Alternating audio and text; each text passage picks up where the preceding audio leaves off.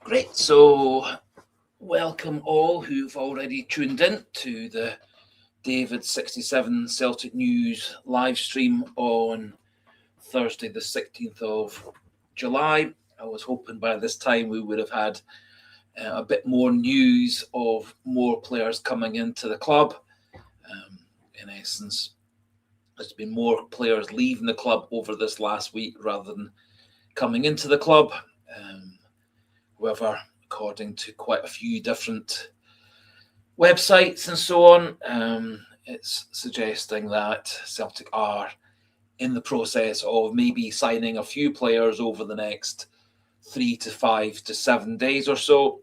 So great to see a few people joining in already. And great to have you on, Chipper 67. Yes, I've not been too bad today. And like you, I'm looking forward to a nice weekend. Hopefully, confidence boosting, morale boosting win against Middlesbrough in a friendly. Hopefully, get more and more of Celtic's first team players, more and more game action. Great to have you on as well, San Fran Celtic. Great to have you on, Pat McLaughlin, some of the regulars. Hail to you as well, Rubber Duck 67.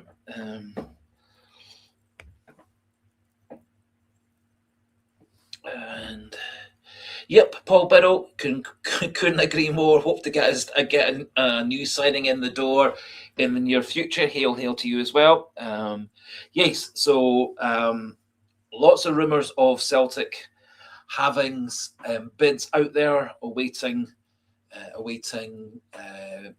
confirmation, awaiting negotiations, awaiting deals and medicals and so on. As I was saying a couple of minutes ago, actually, over the last few days, Celtic's actually would appear to have moved 2 players on, one temporarily, Shin Yamada, going off to OH Leuven in the Belgian league for the season. Doesn't appear at this point that that's a loan to purchase deal. So it does look like Celtic are planning to get Shin Yamada back into the squad next season. He still would have 2 or 3 years left on his initial contract, so maybe a confidence-boosting season-long loan in Belgium, gets him a few goals, get some confidence, get some match fitness in his legs. I was actually a wee bit surprised that Celtic have moved him on quite so soon. In that, at the moment, we have, in terms of central strikers, we have Camilo Duran, we have Callum Osmond, we still do have Dyson Maida for through the middle. He's currently finishing off his holidays, presumably back in Japan. Johnny Kenny is a couple of weeks away from match fitness, although there are stories that he is going to be allowed to leave the club. And say Kelechi Iheanacho, there is a contract negotiation, a contract offer available for Kelechi Iheanacho. He does appear to have several different contract options on the table for him, from Celtic, from Qatar, from Saudi Arabia, from Turkey, from Major League Soccer, if you believe all the stories. Yep, and hail to you, smell the glove. Celtic do need to get their act together with signings. I think Celtic are trying, my personal opinion, and this may not be the shared opinion of everybody or even some people, I think Celtic are trying very hard to get players in. I think there are a lot of difficulties recruiting real top quality players to come and play in Scotland. If you look at all the various different signings for teams around Scotland, there are very few recognisable names. A couple of players moved from Hearts to Rangers. Those would probably be the biggest names of players coming into Scottish football this season. In essence, there is moving from club to club. The various signings that Aberdeen, Dundee United, Hearts, etc., could all be players with tons of promise. They could all be hidden gems, like Motherwell and Hearts did so well signing last season, or it could be like a few players that Hearts signed, Rangers signed, Celtic signed last season. They could all be duds as well.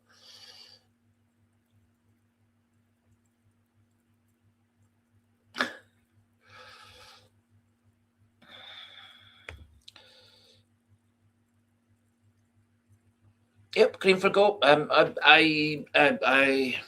It depends on whether you accept what Michael Nicholson was saying. It does strike me, in terms of the general trend in European football, fewer and fewer players of quality or potential are coming to Scotland to be the stepping stone to the bigger leagues of Europe. More and more of them are going to Portugal, Belgium, Holland, and a lot of them are going currently to the English Championship. English Championship is the 7th richest league in terms of European football, which is quite a remarkable thing given the fact that's the 2nd tier in England. It's ranking above most of the other European leagues. Obviously, it's behind the English Premiership. It's behind the leagues in Germany, Spain, Italy, and France. But and one other team, I think it's Portugal's, is number 6. Then English Championship number 7. So if you believe what he says, Scotland and Celtic are struggling to get players to come and play in Scotland who've got real potential. So who knows? I think Camilo Duran's a good signing. I think if we did get, we've obviously got Oxlade Chamberlain over the road, over the threshold. If we get Iheanacho, it's a decent signing. I think, again, it's a short-term signing rather than a long-term signing. Quite a lot of rumours regarding several other players, which we can maybe get into. A couple of people mentioning Mike Nawrocki leaving the club. That looks like an almost definite thing. He's being signed by Lens. Lens were the number 2 team in France last year. They're guaranteed Champions League football, so they're straight into the Champions League. They won't have to go through any qualifier. Wee bit odd for me personally, if the second best team in France wants to sign Mike Nawrocki to be one of their backup centre backs, quite why he's not good enough for Celtic. He's admittedly not had a very successful time at Celtic. He spent a lot of time out injured at Celtic. I think he's actually a more than decent centre back. And the fact that he's being moved on to the second best team in France, Lens, does seem to me a wee bit of a contradiction, that he's not good enough for Celtic, but he's good enough to play for the number 2 team in Spain. Number 2 team in the French league. Yep, Paul Biddle. I'm hoping that we're going to sign a new backup goalkeeper, someone to really challenge Viljami Sinisalo for the number 1 spot. Hoping that we get some extra strength at centre backs, some extra strength at left back, a couple of extra midfielders, extra winger or 2, and some form of extra striking option, be it a tall target man centre forward. And I think there is scope with a mixture of Osman, Duran, Iheanacho, and another striker to have 4 good quality strikers, especially if we have got players like Duran who have got the ability to play out wide as well as play through the middle. So I think there is a hope to get more people through the door. And as I said,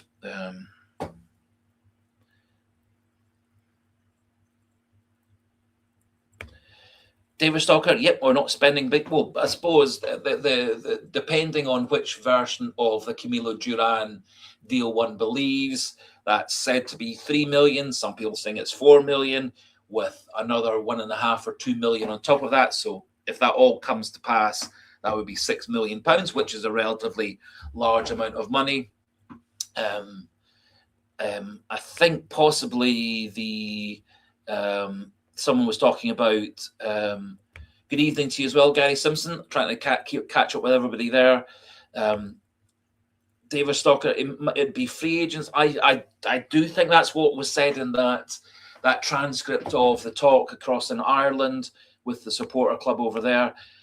I think possibly that is, rather than free agents, is looking at players who are going into the last year of their contract, i.e. they're players that clubs are likely to want to sell rather than hold on to. So obviously players going into the last 12 months of their contract. They don't want to sign for their current club. The club is much, much more likely to sell them on. So I think that's maybe more what we're talking about in terms of free agents, i.e. players who are coming into the free agency spell. Because obviously if they get to under 6 months of their contract, they can negotiate their own deals and their own transfers. Hail to you, Maggie or Mike. Nice to have someone on from Hungary. Hail to you as well, Paul McGrath, one of the long-standing regulars. Yes, Pat McLaughlin. I do think there is a bit of irony in there. I thought when we played Braga last season, Gustav Lagerbielke played well for Braga in that game, coming back to haunt us.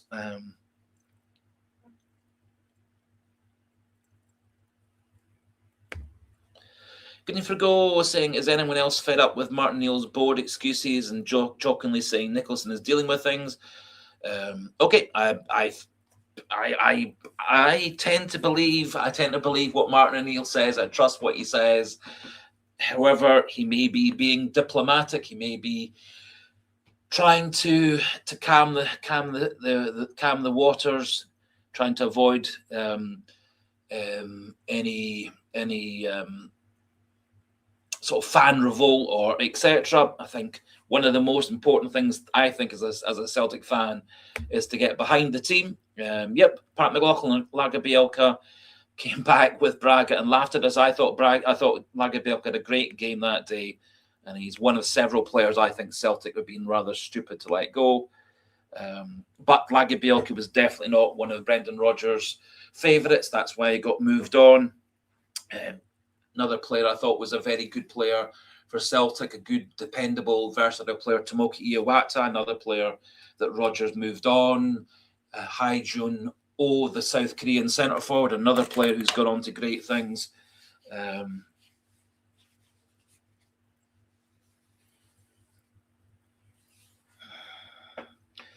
Moving on to other clubs, but Jumper 77, there's no pleasing some punters. We sign Champions League quality Duran for 6 million. I would be happy with 4 or 5 deals like that before season starts instead of jobbers like Devlin, McCrory, Shankland, etc. I think Camilo Duran looked a very, very good player in last season's Champions League. I saw lots and lots of highlight packages of him scoring his 5 Champions League goals for Karabag. Really very good goal against Newcastle in the last 16 match. Last 16 match when they got knocked out by Newcastle. I think we have signed a really good player in Camilo Duran. Hopefully settles down nicely and can lead the line for Celtic, or he can be a versatile centre forward but also play out wide the way that Dyson Maeda has for the duration of his career.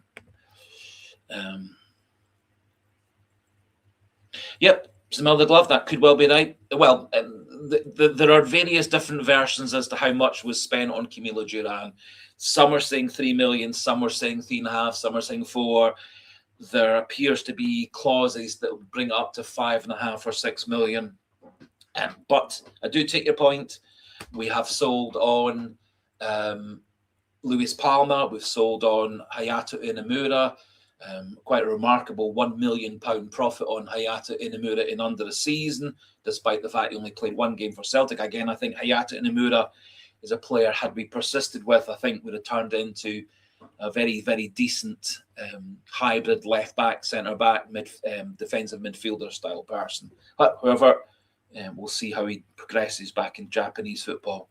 But do agree, we've made about £5 million. We'll make money on more money on Nawrocki. So it could well be, we don't actually know how much the Nawrocki deal is yet. Sorry, just trying to catch up with everything there. Well, Mike doesn't think we'll be in Champions League. I think Celtic will qualify for the Champions League this season. I've got every faith in Martin Neal, Sean Maloney, Fotheringham, etc. to rally the troops, get everybody playing off the same formation, the same tactics, playing with confidence the way that they did at the end of last season. That's my personal opinion. However, it's just my personal opinion. I think O'Neill, Maloney, etc. will do their magic again and pull this bunch of players together. I think one of the slight difficulties at the moment, obviously, is the 8 players that Celtic had who were away at the World Cup are just finishing off their summer holidays. I guess they'll be back into training next week in time for the AC Milan match, and then the following weekend it'll be the Dundee match. So I think the fact that we lost 4-1 to Sporting Lisbon is a slight red herring in that obviously it's pre-season games. The score was 1-0 when we brought on a whole lot of new players and younger players. I think that meant defensive formation and cohesion, which had been a wee bit lacking in the first half, kind of got disappeared. And then when obviously Camilo Duran scored the equaliser, and then they scored three in 5 minutes or so to lose the match for Celtic. So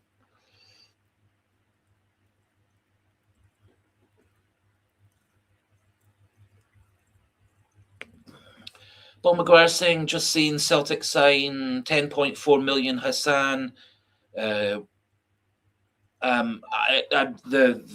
haven't seen any confirmation that Celtic have signed Hassan. The last I read was the expectation was that Celtic are leading the race for Hassan, and the negotiations were going on to decide the final price. He had a very, very good World Cup, very, very good game against Argentina for Egypt. He had a generally very good World Cup. Does have a good reputation from his time in Spain. However, I haven't seen any confirmation of that. His release clause is supposed to be £10 million.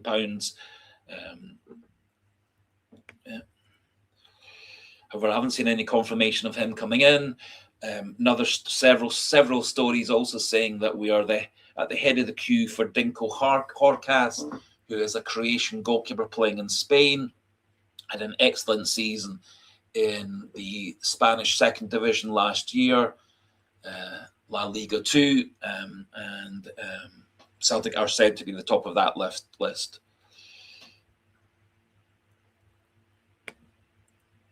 Fine. As I said, Ronnie McNairney, I think Celtic will qualify through the Champions League qualifiers. I do think that Martin will get Celtic much more ready for the first game of the season, which will be Dundee on Monday the 3rd. I think he'll have Celtic much more ready to start the season well than we did last season. I think the morale within the squad at this time last season was very, very poor. I think the morale of the squad going into the first game of last season against St Mirren and into the Champions League qualifiers was much, much lower than it will be when we go into this season and then these Champions League qualifiers. Chipper 67, Murray has 2 or 3 errors in him in a game. Let's be honest, Stevie Welsh was better, but got a taste for first-team football. I would tend to agree that Stephen Welsh, when he kept himself fit, which he didn't do very often for Celtic, he kept himself fit strangely for the whole of the season for Motherwell and the whole of the season when he was across in Belgium. But he seemed to be terribly, terribly injury prone when he was a Celtic player. Spent long spells out injured. I think Stevie Welsh obviously getting into his mid-late 20s. Dane Murray's still a young man, 22, 23. I think Dane Murray's got a lot of skills. He's a big, tall centre back. I think he's got to work on his positioning. He's got to work on quite a lot of different things. And as Chipper 67 is saying, he is a bit injury prone. Gary Simpson, Dane Murray should walk and keep on walking, bomb scare. Well, yes, he certainly. I think he's had some pretty good games for Celtic, and he's had some nightmares. Obviously, major errors in the Hearts game, which was Brendan Rodgers' last game, the 3-1 defeat. A couple of errors against Rangers in the league match. I thought he played pretty decently alongside Austin Trusty in the Cup 0-0 draw, playing for half the game. Then Benjamin Arthur played the other half of the game. Mike saying happy enough with the Duran signing, but don't trust our board to get anywhere near the 10 or so signings we need before the league kicks off. I think the number of signings that Celtic need does depend a bit on how many Celtic players that Celtic want to keep move on, i.e. Some uncertainty regarding Engels, Nygren, Johnston, Maeda.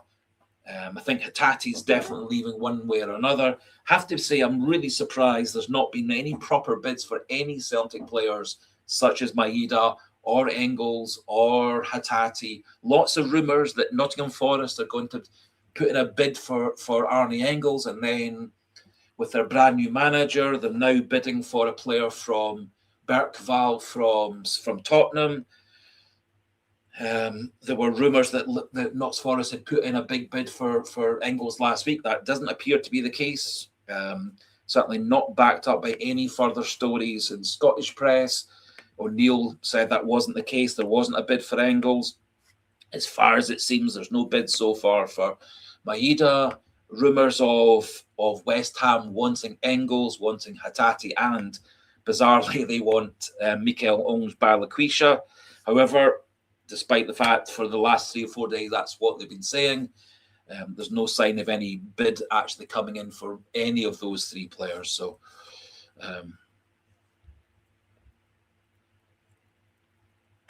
Pat McLaughlin saying, I'm ready for club footy again. So am I.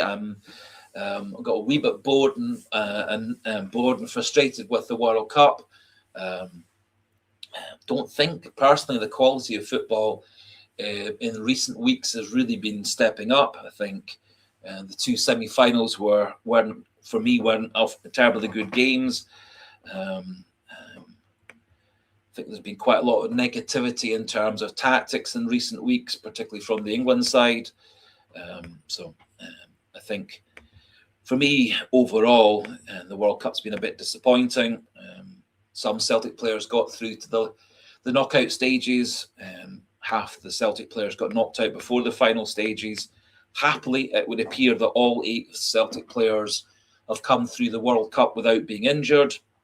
And I think 3 or 4 of them coming back into the squad, coming back into the team will make Celtic quite a lot stronger, particularly players like Johnston and Tierney. And I'm really hoping that next season, or this season coming rather, Sebastian Koniecki kicks on, because I think he is a player with lots of talent. He's just very, very inconsistent. And I think he was actually suffering last season with a lot of fatigue, combination of having to run together the Swedish season straight into the Celtic season with all the international matches all over Africa for Tunisia.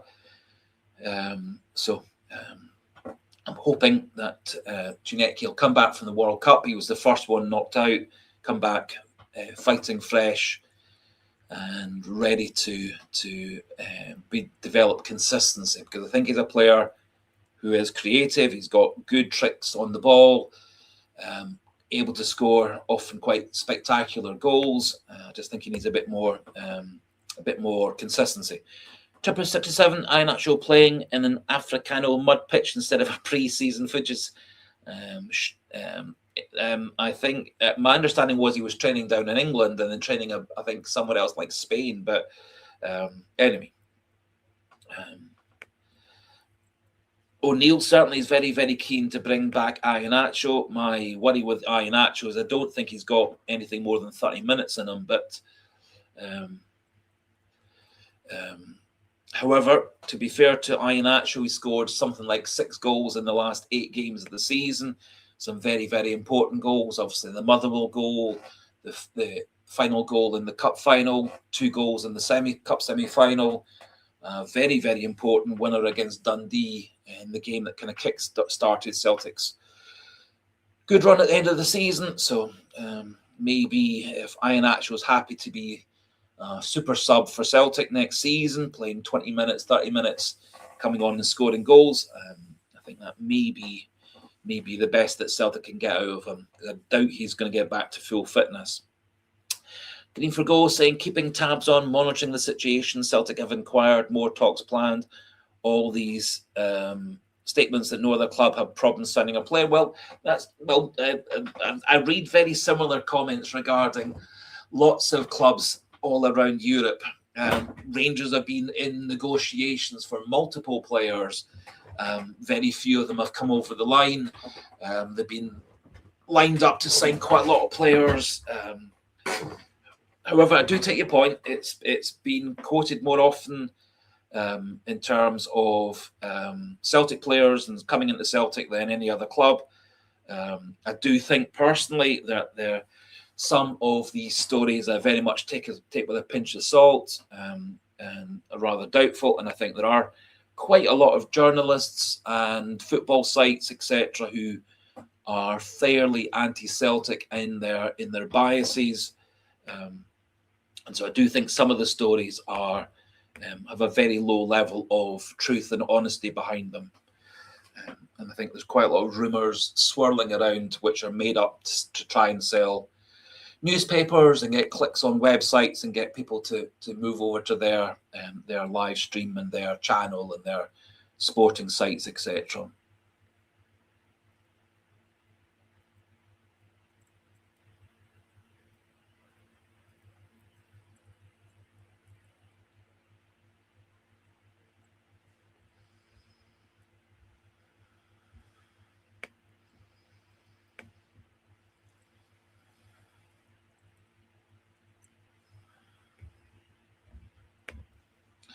Rory McNary thinks that Martin O'Neill should have walked. Well, I think Martin O'Neill came into the situation with his eyes wide open. He obviously worked at Celtics for 8-9 games in the first spell. He worked at Celtic for 5 months from January through to the end of May. I think he's fully aware of the situation at Celtic. I think he's fully aware of the job that's in front of him. So I think it would be rather disingenuous if, having come into the club a month ago, he then resigns and leaves a month later. I think he knows that it's a difficult job. I think he thinks he and Maloney and so on are good enough to turn things around. After all, they did turn things around at the end, from January through to the end of May. They took Celtic from a really pretty poor position when Wilfred Nancy got sacked into knockout stage of the Europa League, took them through the cup all the way to the final and winning the final, and then obviously took us from third position in the league at one point, 8-9 points behind Hearts at one point, took us to winning the league on the last day of the league season. So I have full faith in Martin O'Neill and Sean Maloney and so on, and I think they will get things done over the next few weeks, get things ready for the start of the season against Dundee in 2 and a bit weeks' time, and then ready for the 2 Champions League games 2 weeks after that and 3 weeks after that. So that's my personal opinion. Is they did their magic last in the first half of this year, and they'll carry on doing magic for Celtic.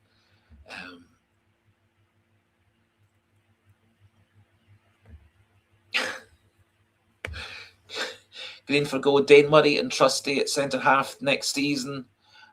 My guess is O'Neill will start with Carter Vickers and Trusty as the number 1 and number 2 centre backs, simply because Liam Scales is suspended for the first 2 Scottish Premiership games. I think probably O'Neill favours Scales over Trusty, so I think Trusty will be the backup and Scales will be the the first choice left centre back. I'm hoping Celtic bring in a young, up and coming, good quality centre back. There are some stories that Celtic are looking at a new left back to back up Kieran Tierney, who also can cover left centre back as well. We'll maybe talk about him a wee bit later on.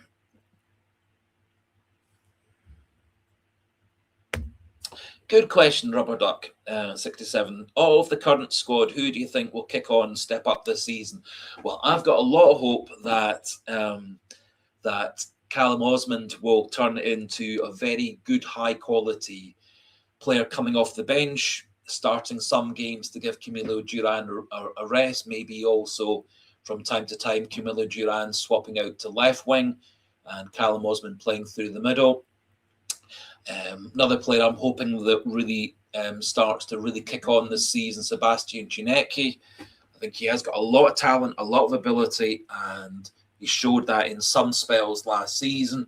Had some pretty good games for Celtic, some very good games for Celtic, scored some super goals for Celtic, and had quite a lot of rotten matches for Celtic last season as well. I think Colby Donovan's got a lot of ability, a lot of potential. I think he could and will get better and better. However, I would like to see Celtic sign an experienced, good quality backup to support Alistair Johnston, assuming that he's staying. Not so convinced that Dane Murray's got the ability to step up. I was very hopeful in the past that Paulo Bernardo would turn into a really good quality player.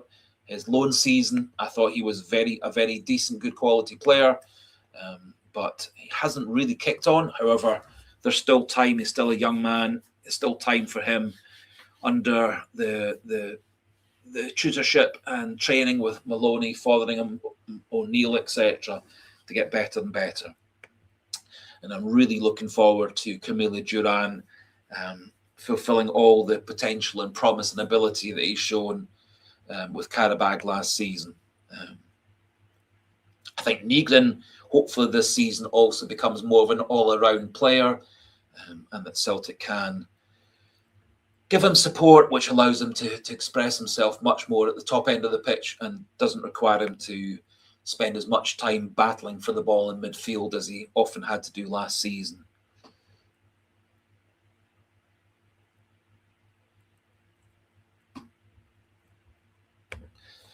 Gary Simpson saying Nicholson has to go and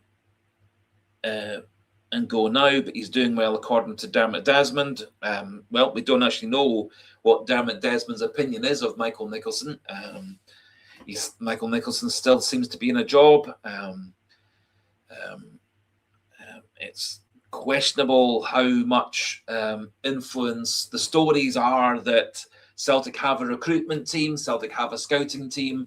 The players are then shown to, all the profiles and videos and stuff are shown to O'Neill and Maloney and Fotheringham and stuff, and then they greenlight the deals, and then that's handed over to the money people to try and negotiate with agents and persuade players to come and play in Scotland.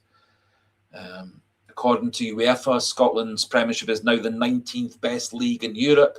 We've dropped below quite a lot of teams, quite a lot of other leagues. We're below Cyprus. We're below quite a number of the Scandinavian teams, the Greek league, the Turkish league. So Scottish Premiership is dropping further and further down the league table of quality. So I think it is understandable that it is difficult to get players to come to Scotland. Coming back to Maggie or Mike, Hungary's league is ranked above Scottish league now in terms of the UEFA coefficient. So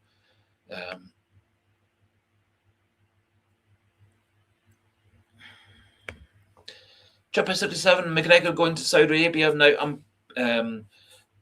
I always thought the stories of McGregor joining up with Rodgers were going to prove to be false, because there are quite strict quotas of non-Saudi players in the Saudi Arabia League, and Rodgers already had a full quota of non-Saudi players plus 3 or 4 other players on their books who were non-Saudi. So I never really thought there was any likelihood he's going to go there. Then now there's a story that Ange Postecoglou, who of course now has a job in Saudi Arabia, is going to sign Callum McGregor. Reading 4 or 5 different versions of that story, nothing suggests that Postecoglou has any form of arrangement or agreement with McGregor. But and I would be quite surprised if Ange Postecoglou thinks taking a 33-year-old midfielder to play in the super hot heat of Saudi Arabian and Middle Eastern football is a good advice, a good thoughts, but we'll find out soon enough. But I don't think, from the way that McGregor has been talking, the fact he's said in the last week or so frequently he's looking forward to forming partnerships and building on last season's successes with O'Neill and Maloney and stuff. He's looking forward to another successful season at Celtic. So I don't think, from what he's saying, that he's likely to be leaving the club. But we'll find out.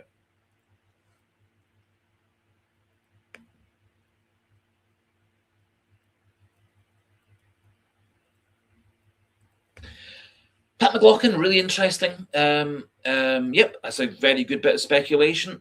Pat McLaughlin suggesting for the first game of the season, and I would very much agree with everything he's saying there.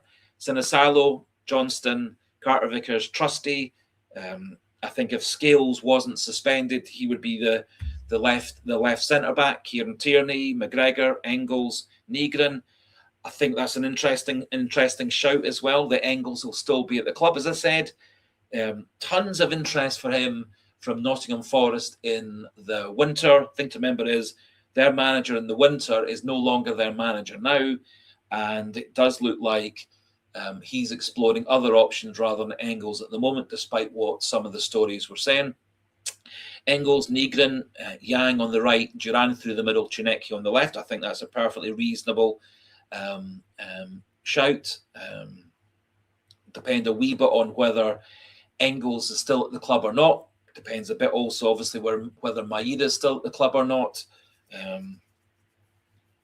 As things stand, as I say, nobody has put in a proper bid for any Celtic players other than Mike Nawrocki, who's off to France, and Shin Yamada, who's off to Belgium on loan.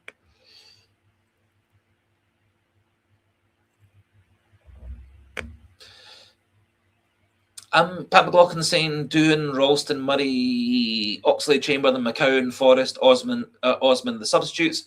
I would be hopeful by that point we've got a better backup goalkeeper than that, and a better wide player option or two than Forrest. I think Forrest is again a bit like Iheanacho at his best coming off the bench. Oxlade Chamberlain, I think he could be, if he gets himself fully fit, I think he could be an important player for Celtic, much the same way that Aaron Moy was in that one season under Ange Postecoglou.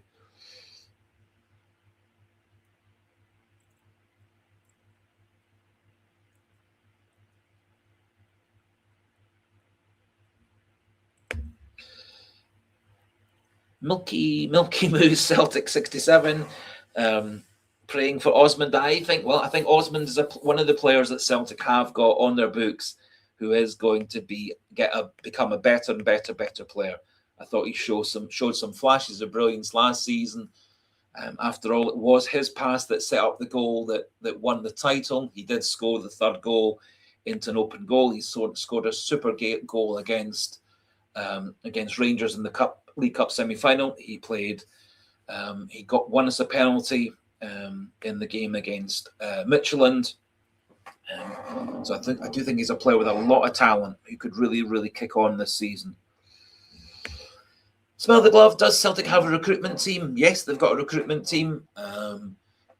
They don't have as such a head of recruitment, although I think it's the guy's called Mark Cooper. He's stepped up in essence to be head of recruitment alongside the guy who used to be the chief scout at Chelsea.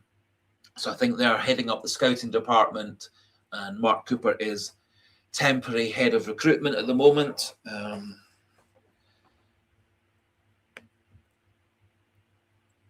And it does sound like O'Neill and Maloney are taking a very strong influence in player scouting, player recruitment, and green-lighting deals for the financial people to try and put through.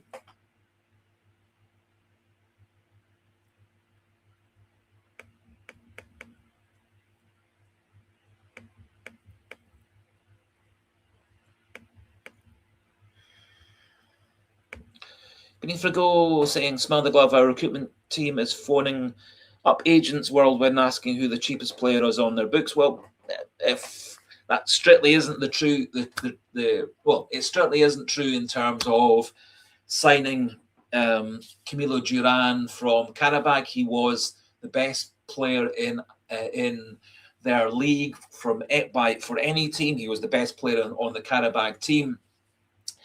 So in essence, we signed the best player in their country. If we believe the Hassan stories, that's a £10 million player whose value is going down and down a bit because he's out of contract in 11 months' time. So I don't really strictly think we're only buying the cheapest possible players. I think we're trying to find players who it would be feasible to get them to come and play in Scotland. And I think it also is interesting, a few of the players that O'Neill and Maloney are said to have asked the financial people to try and sign are that bit more experienced rather than young players.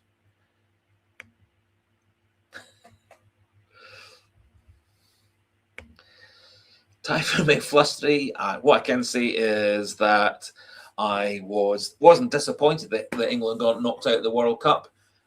I found their style of football very, very negative, very, very heavily reliant on Harry Kane and Jude Bellingham.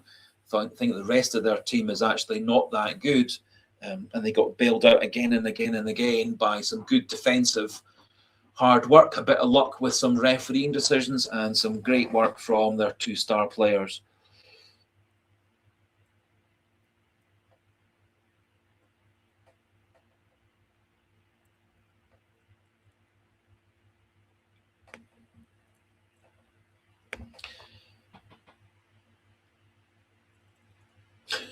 So, Chipper67 going for Sinisalo, Johnston, Carter Vickers. Well, Scales is suspended for the first game, but I think Scales will step in to be the first choice left centre backs. I think he's more popular with O'Neill than Trusty is. Tierney, McGregor, Engels, a new signing. I don't see Negrin leaving. Duran as a centre forward and two new sides. I think Yang again. I think Yang is a player that Martin O'Neill thinks a lot of. I think he'll get a chance to be one of the first choice four wide players in Celtic's armoury for the season. And hail to you, Kieran Allen. Great to have you on. Do apologise. I'm not actually managing to keep up terribly well with all the comments. There's lots and lots and lots of comments through the comment section. I do try and keep up, but it's Kenneth Todd. We don't know who'll be here at Ins and Outs, David. Yes, I think that it's. I think it is. It is a bit. I was, as I said earlier on, I was surprised that Celtic let Shin Yamada leave on loan without there being an obvious person coming in to replace him. I know Shin Yamada was within the squad system, was a backup to the backup. He is a player actually with a lot of pace that he showed in Japanese football. He is a player that actually is able to play very capably out as a wide right player. We pretty much always only played him straight through the middle, which was the position where he scored 20 plus goals in the J League a couple of seasons ago. He did finish his season in Germany with 4 goals or 3 or 4 goals in the last few games over there. I think he is a player who had other talents that we never properly used. So I'm also surprised that we're letting Mike Nawrocki go. I'm also even more surprised that Mike Nawrocki is going to the team that came second in the French league last season. Paul McGuire saying, I wouldn't blame Callum if he moved on for a bumper payday, but it's all speculation. I'm not.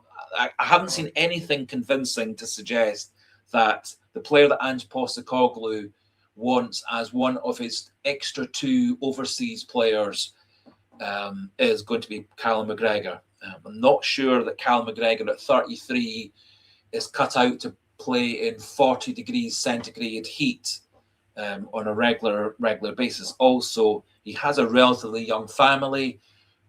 So unless the idea is that his family is going to remain in Scotland for 2 years and he's going to live in Saudi for 2 years all by himself, that's one possibility. Just I think it's a massive of upheaval for his wife and kids, and a massive upheaval for a man of 33 to move to that country. Although £10 million for 2 years tax free, then there's the difficulty of coming back into Scotland or coming back into Britain, because when you come back in, you often have a massive tax bill to pay. And as I said, his press comments, his interviews don't suggest that he's looking to leave Celtic at this point.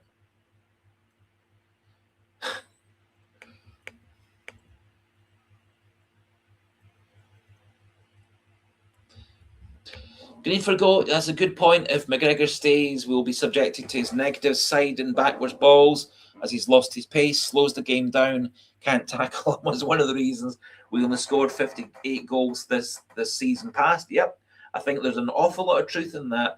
It was quite interesting. I think that McGregor still does have the ability and the mentality to be more active in pass and be more aggressive with his passing.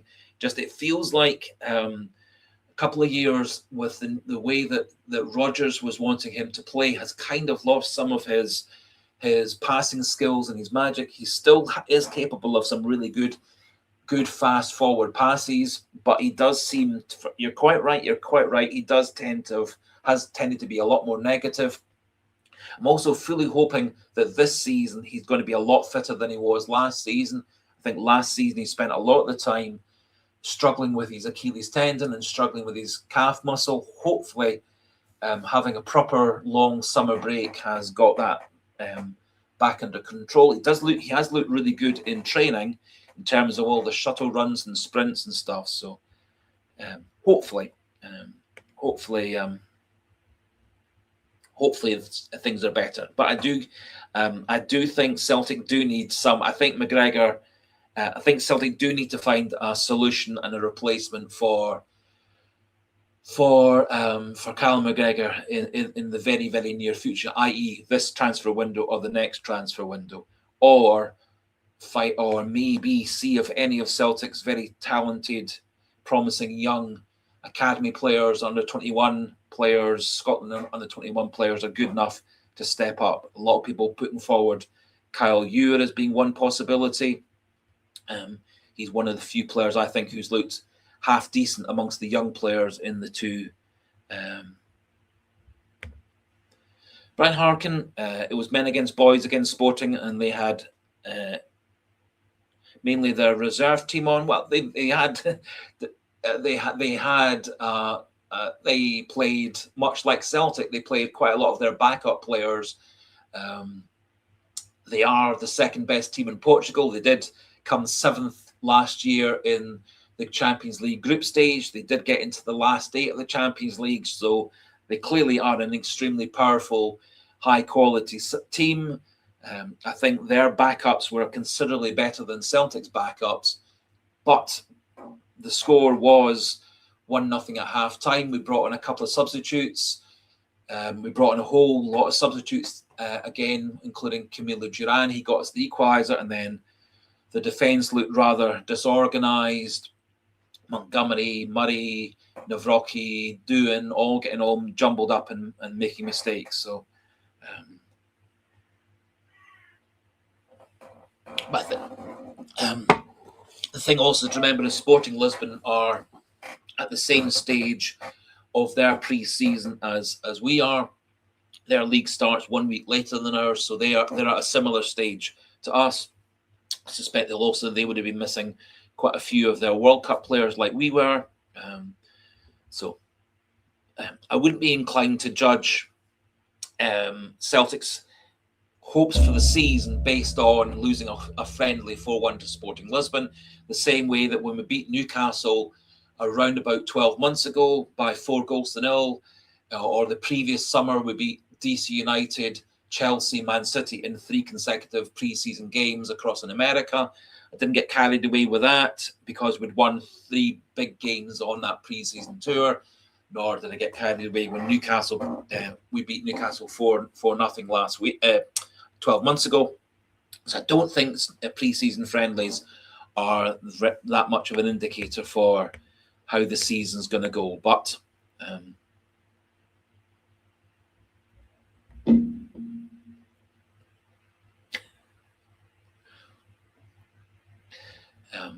I do agree that in the last half hour of that game, we were outclassed, partly because we were playing a lot of our younger, inexperienced players, and we were playing a few of the fringe backup players. And so understandably, it looked a bit disorganised in that spell.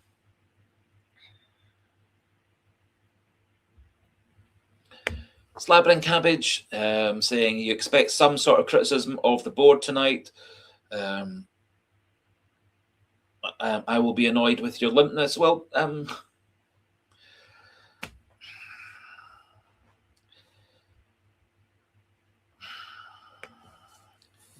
think there's lots and lots of factors that go into getting a player transferred to come and play for Celtic. And I think there are lots of different people who've got roles in it. And I also do think that it's getting harder and harder every season for Celtic or any team in Scotland to encourage a known good quality or high potential player to come and play in Scotland.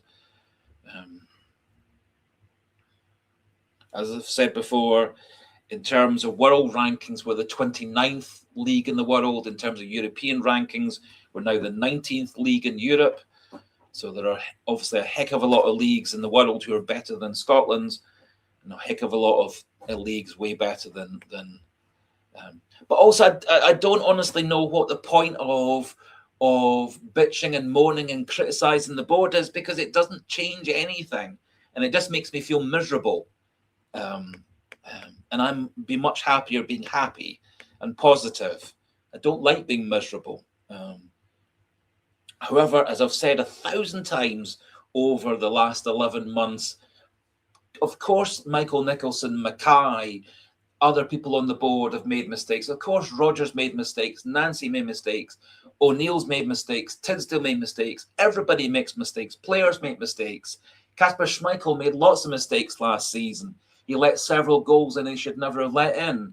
Celtic's defence at some points was rather leaky. McGregor was suspect for quite a lot of the season. Maeda's form was rather poor for much of the season.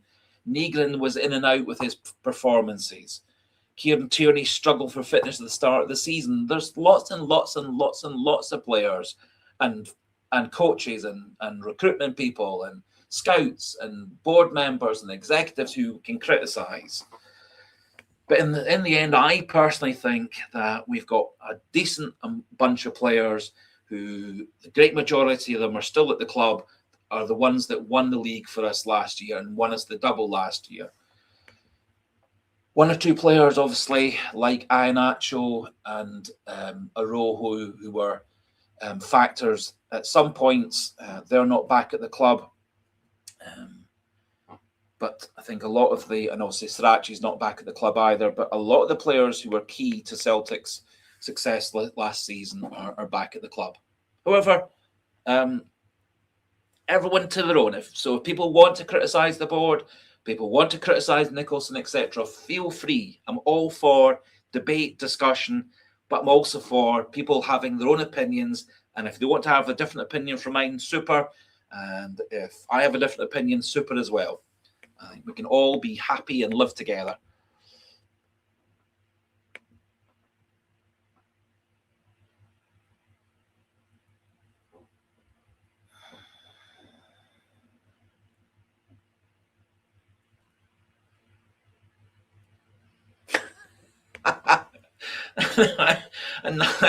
a nice point. But Chimmer said we could play Scales and say that he's trusty. Used to work in the juniors 25 years ago. I think, unfortunately, that because Liam Scales and Austin Trusty are quite different in terms of many different factors. I don't think we could pull that one off. I think there are one or two players that Celtic have got in their squad where you could almost have one playing rather than the other, but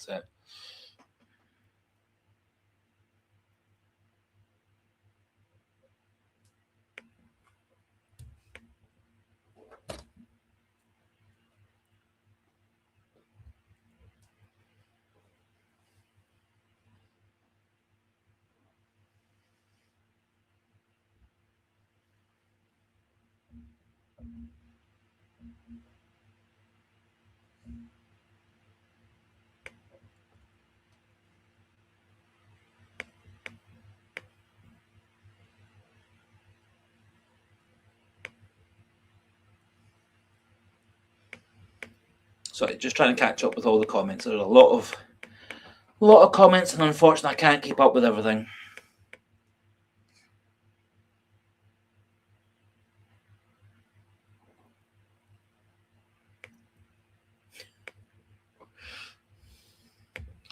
I'm afraid, Slabber and Cabbage, it's the same David67 as it has been for the last 11 months.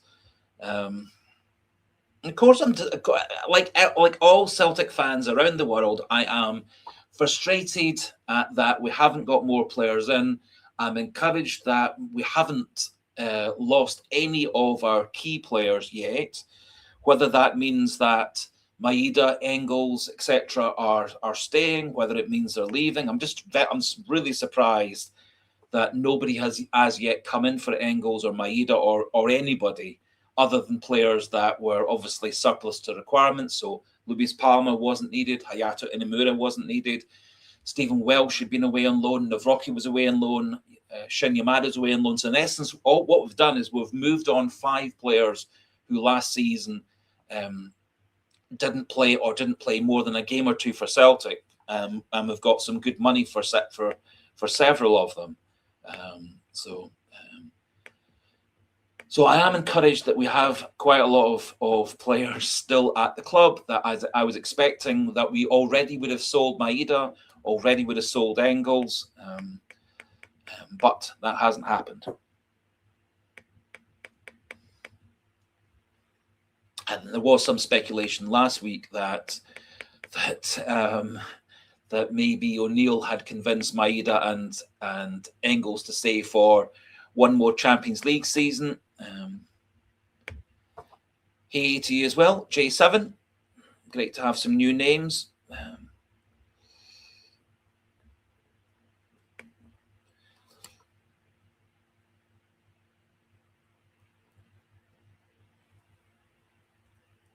Great to have you as well, Brad Ladd. Again, nice to see some new names joining the live stream.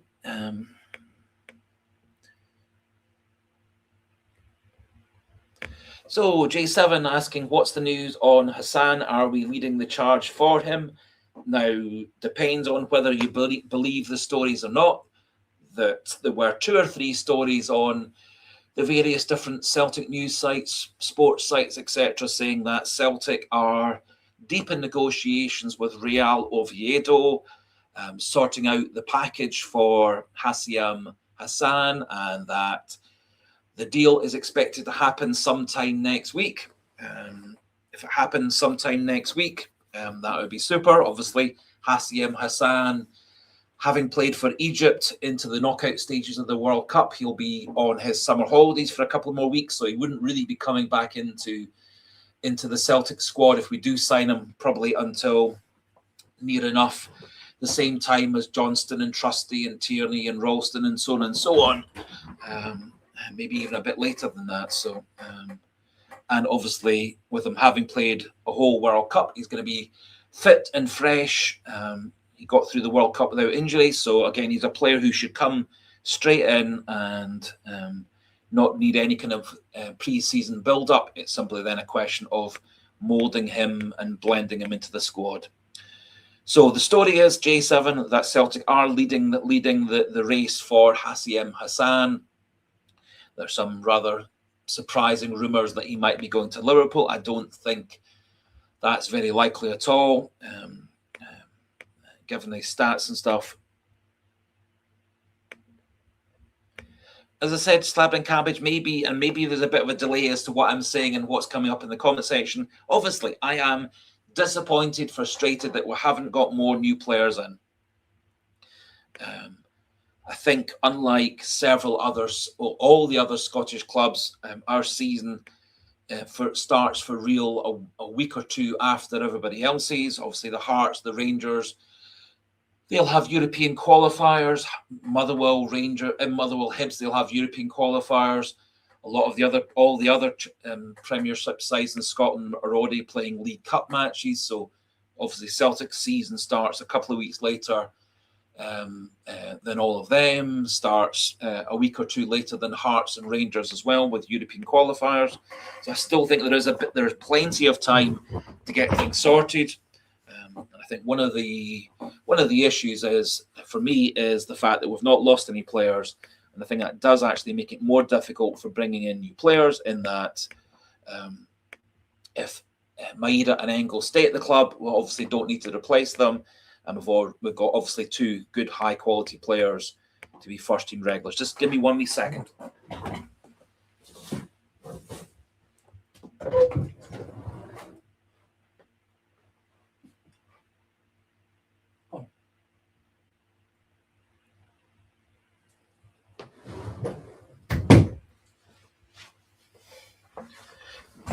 Sorry, I just had to let one of the cats out of the room. So obviously, I am disappointed on the current transfer windows. I don't think any Celtic supporter could be anything other than disappointed than the transfer windows. I'm very, very hopeful over the next few weeks. However, in time for the start of the season, we'll have 3, 4, 5 more players in. We'll also have better certainty as to how many of our current squad are staying or leaving. And I think that also does help Celtic move forward.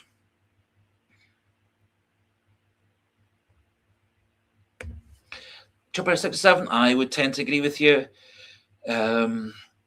Friendlies are merely a fitness exercise. As I said, when we beat Newcastle, we beat Chelsea, we beat Man City, we beat DC United. When we beat other big teams in pre-season friendlies, great, we beat them. There are always factors as to why you beat a team or don't beat a team. Different teams are at different stages of their pre-season fitness. Different teams have different priorities regarding playing backup players, playing starters, playing young players. So I do think a lot of pre-season friendlies, you take the result with a pinch of salt. You analyse who was on the pitch when Celtic conceded those 3 goals that lost us the match. It was backup players or backup players and young players, rather than our first team starters, because all of them went off by about 60 minutes of that game, apart from Camilo Duran, who's probably the only starting player who was on the pitch at the time, depending on whether Arne Engel stays or goes.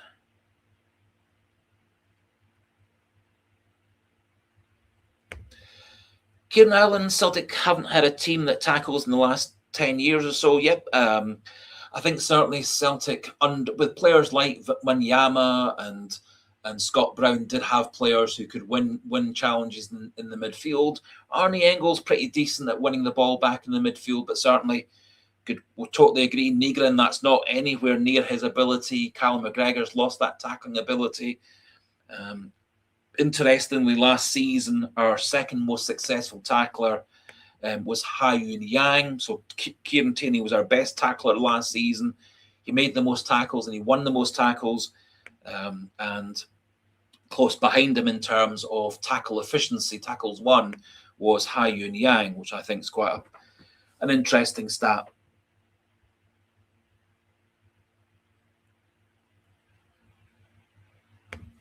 J7, I was impressed by Duran's closing down the goalkeeper. I think we will use him as a winger till Jota's back, then use him through the middle. I think that's the benefit of Camilo Duran, is it turns out he often played out wide in league football, but always played through the middle in Champions League football. I think he's got really impressive pace, good on the ball.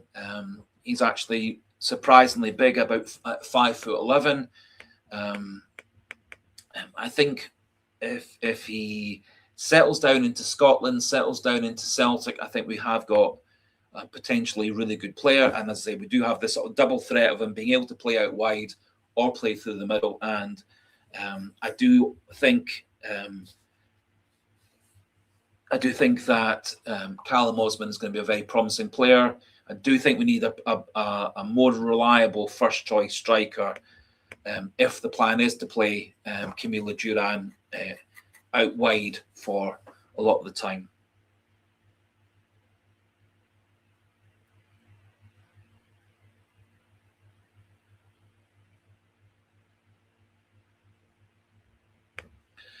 Brian Larkin saying Martin O'Neill looked dejected after the Sporting game. I didn't think he actually looked that dejected personally, but then just personal opinion, I didn't think he looked that.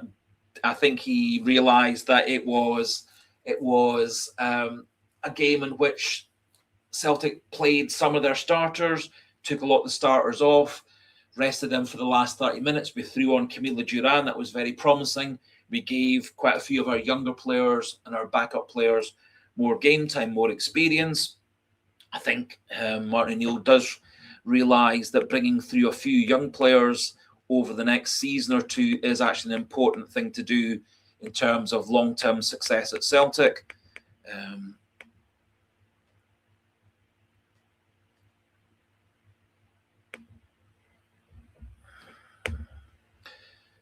Pat McLaughlin, this team would be persecuted in Europe as it stands. That's your opinion. You've got every right to your opinion. You're very, very insightful, analytical person, some brilliant knowledge about football. I don't see that myself, but I think Celtic are a better team, particularly when we add in the 8 players who are on their holidays after the World Cup. I think it's 2 games into pre-season. We've got a player like Carter Vickers who hasn't played for absolutely ages.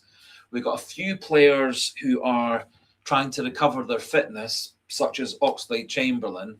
We're a bit uncertain about how fit Callum McGregor is, having had a lot of injury problems last season. We've got several players who are very low in confidence, such as Mikel Ongbalakwisha. We've got Callum Osman also coming back, having had a long spell out injured last season. So I do think there are lots of factors. And to be judging so critically after 2 weeks of a pre-season and 2 games in which we were playing teams, new players, new formations, new tactics, new combinations of players who'd never properly played together, some very inexperienced players who may or may not be able to cope at the higher levels. Against Sporting Lisbon in the second game is a more than decent side. One of the best teams in European football last season, second best team in Portuguese football. Portuguese football, along with the Dutch and Belgian leagues, probably the 3 second-tier leagues after the big 5 very, very rich teams.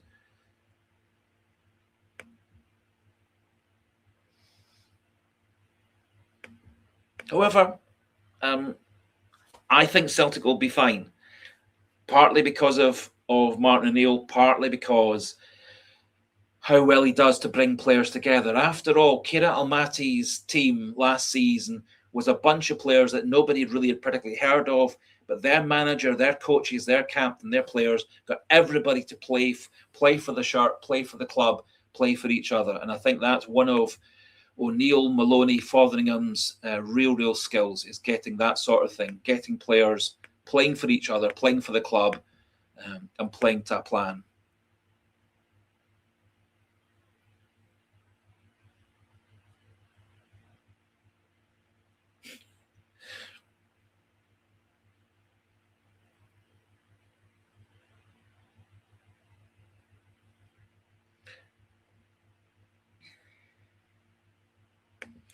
Good point, Gary Simpson. I think I think Mike Nawrocki was, at least until we signed another experienced centre back. I do think you do need to have, especially with some injury worries with Cameron Carter-Vickers, in that, admittedly, his first couple of seasons at Celtic, he kept himself pretty fit. And then he's actually had a lot of injuries, obviously, missed the greater part of last season. So I would really have liked to have seen Celtic having 2 or 3 really experienced backup centre-backs ready to come in. I'm not convinced Dave Murray is good enough to be the number 4 centre-back at Celtic. I think Trusty and Scales are both very decent players. I think we could do with an upgrade at centre-back. We could do with extra cover in case of Carter-Vickers getting himself injured. Whether there's any speculation that Celtic swapping from a back 4 to a back 3, I think players like Tierney and Alison Johnson could work very, very well as right centre-back and left centre-back, with somebody in the middle, using overlapping fullbacks, wing-backs, etc. I think there are quite a number of options that Celtic can go to, particularly if we don't get in the quality of wide player that we want at this point. However, hopefully that's all hopefully all that's getting sorted out. Interesting, Pat McLaughlin, you're bringing up the Greg Taylor story. Greg Taylor, apparently in an interview with Charlie Mulgrew, said he'd happily come back to Celtic now. Bit surprising. He's had 1 season in Greek football. From memory, it didn't go that well for him. He wasn't really, from what I can remember, a regular first team starter across in Greece. I think Greg Taylor obviously fitted the system, fitted the Celtic system really well in the Brendan Rodgers era. I think he probably would fit in fine into the Martin O'Neill formation, assuming that we stay with a back 4. Oops, sorry.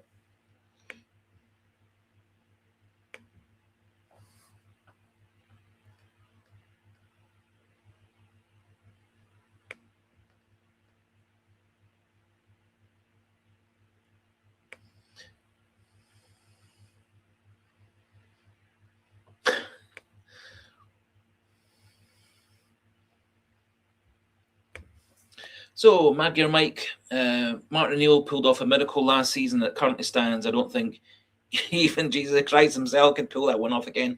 Well, I've got faith in Maloney. I've got faith in McGregor. I've got faith in O'Neill. I've got faith in Camilo Duran. I've got faith in Tierney, Johnston, Carter-Vickers. I've got faith in all Celtic players. I think there's more quality.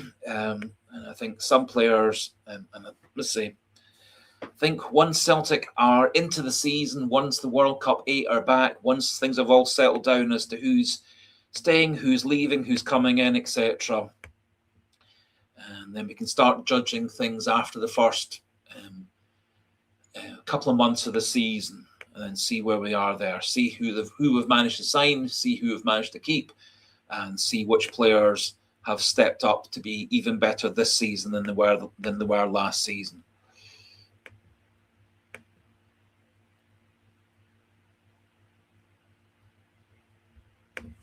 I would tend to agree with you, Graham Martin, there. Celtic have, in your opinion, identified players that Martin O'Neill wants. If one believes the stories from the supposed insiders, the recruitment people, the scouting people are working very, very close, hand in hand with Maloney and O'Neill, handing them reports, handing them profiles, analysis, etc. And then O'Neill and Maloney are greenlighting the deals, passing it on, and then it's down to trying to convince those players to come to Celtic, trying to convince them to accept the contracts and the bonuses, etc. And then also trying to then convince the club to part ways with their players, which is why I think Celtic are targeting players who are in the last 12 months of their contract, because those players are looking to leave the club more often than not, and clubs are more keen to sell those players on.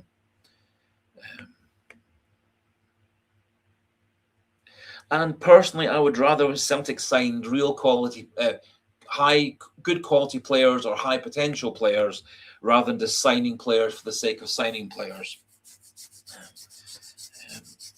Over the last several transfer windows, we've signed some players who worked out well, and we've signed some players who've not worked out well, and we've signed some players who were deemed to be development players or squad players, etc.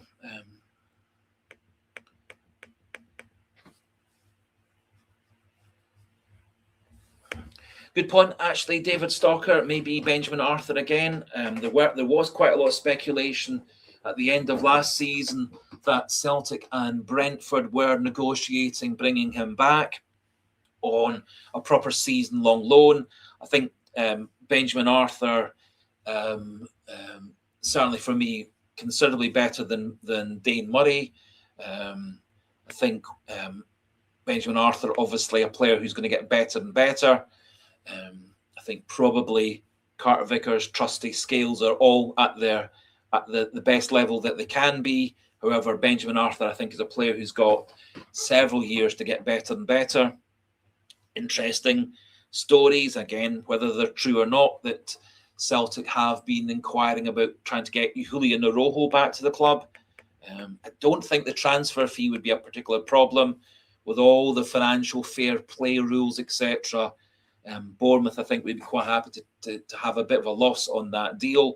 That somehow seems to help them in terms of all the financial fair play stuff. It could more be what Araujo's wage demands, contract demands would be as to whether we get him back or not. But again, I would be very happy if he did come back. Sorry, there's been millions and millions of comments. I do apologise if I haven't got around to showing your comments.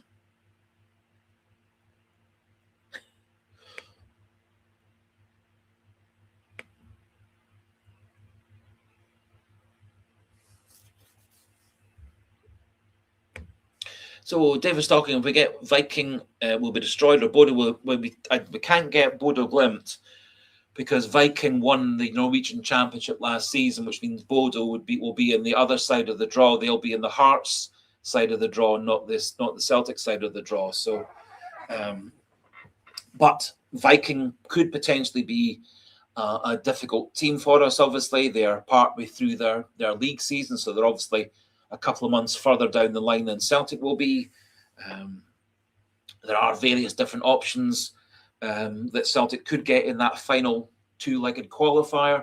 I think if we predicted 12 months ago that Celtic would have been playing Kherat Almaty in that game, I don't think anybody would have thought that Kherat Almaty would have managed to come through 4 rounds of qualifying to get into that stage. Also, Karabag obviously came through 3 or 4 rounds of qualifying last season as well. So I think in essence, when we get the draw at the start of August, we see who we get and then we plan from there. But I do believe, unlike last season, whoever we do get in that qualifier game, that Celtic's coaching staff, scouting staff, manager, players will know the opposition far, far better than we did when we took on Kherat Almaty last season. I think Brendan Rodgers, the backroom people at Celtic and the players kind of thought it was a foregone conclusion that we would beat Kherat Almaty. I didn't feel that we properly prepared to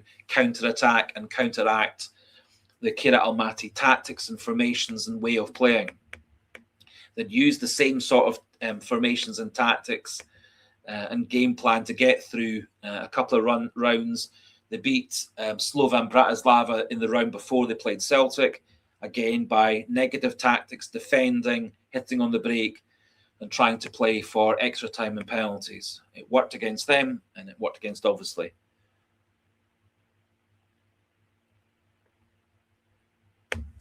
Nice, good question, Slabber and Cameron. What would be my priority signing? So, for me, Ross Doohan is nowhere good enough to be Celtic's number 2 goalkeeper. Perfectly happy for him to be the number 3 goalkeeper. Qualifies as being Scottish, qualifies as being Celtic trained, so it meets the UEFA coefficients of that one of the 8 players we have to fit into those 2 categories. However, I think we do need to have a goalkeeper as good or better than Viljami Sinisalo. There are several names out there that Celtic have been rumoured to be going for. 1 or 2 have moved on to other clubs. I think 1 or 2 other names were unlikely. I think we do need a real good quality backup to Kieran Tierney. I would be really keen for Celtic to have another additional centre-back. If the centre-back also doubles up as a defensive midfielder, I think that's would be a really good move for Celtic.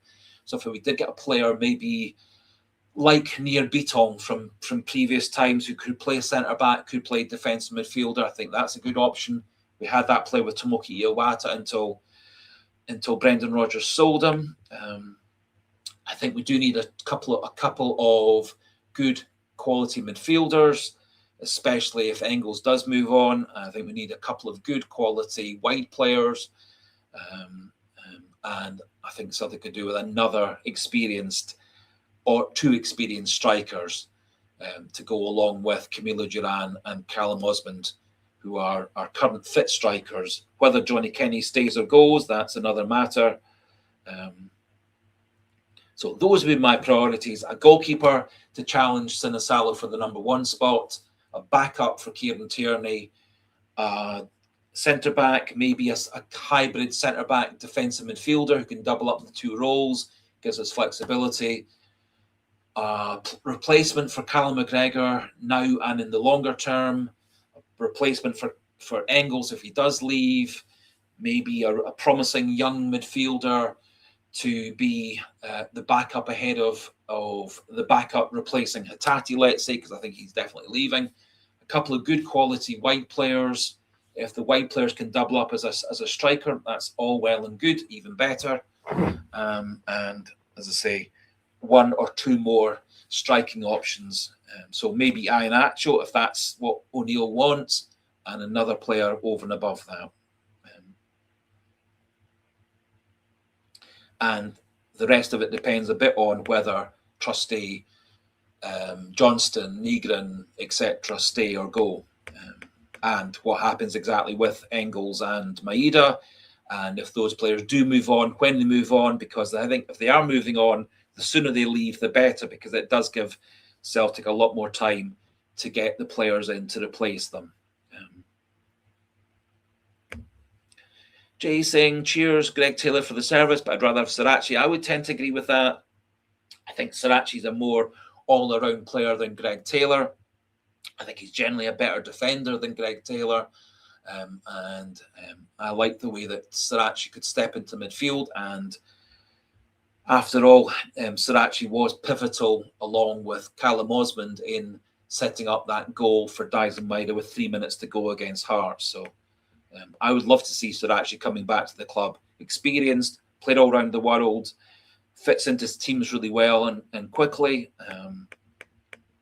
And I do think he's a step or 2 above Greg Taylor.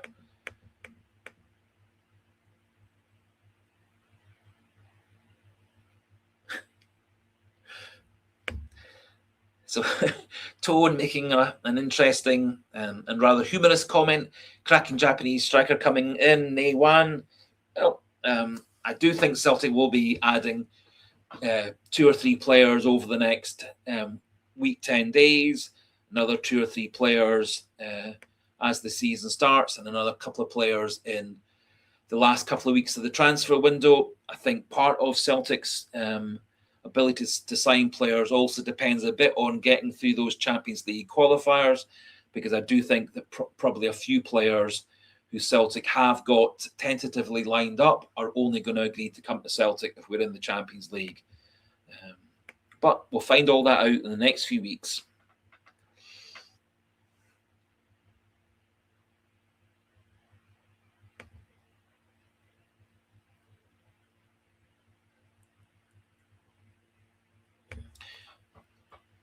Yep, Celtic linked. So Brian Harkin, saying Celtic linked Elliot Watt appears to be closing on a move to Samsunspor in Turkey. He's also going to be he's got a 4-match domestic ban to serve as well because of his comments after the Celtic Motherwell game. It didn't really ever feel that Celtic were in the market for Elliot Watt.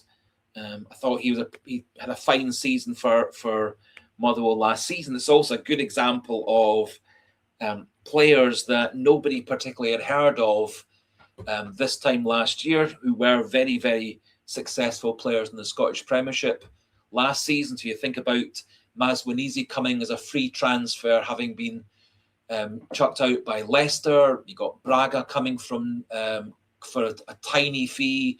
Elijah Just coming for a tiny fee. Several players coming in free transfers from Motherwell, who turned out to be very, very successful players for them. Very, very important players in their success last season.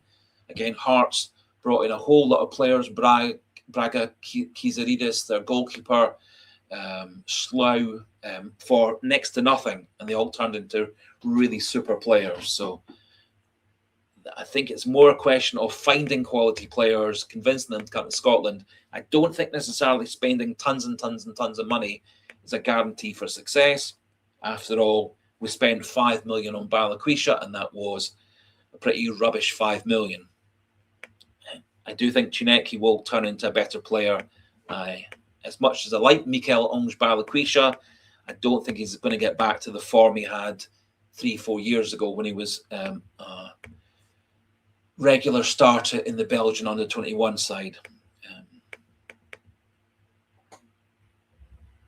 Graham Martin saying, I still want a goal-scoring striker. I would agree with you. I think I don't think Callum Osman is quite ready to be Celtic's #1 striker. I think Camilo Duran's good enough to be Celtic's #1 striker straight away, but I do think you have to have another 2 or 3 options in the squad and on the bench to cover for illness, injury, suspension, fatigue, resting and rotation, etc.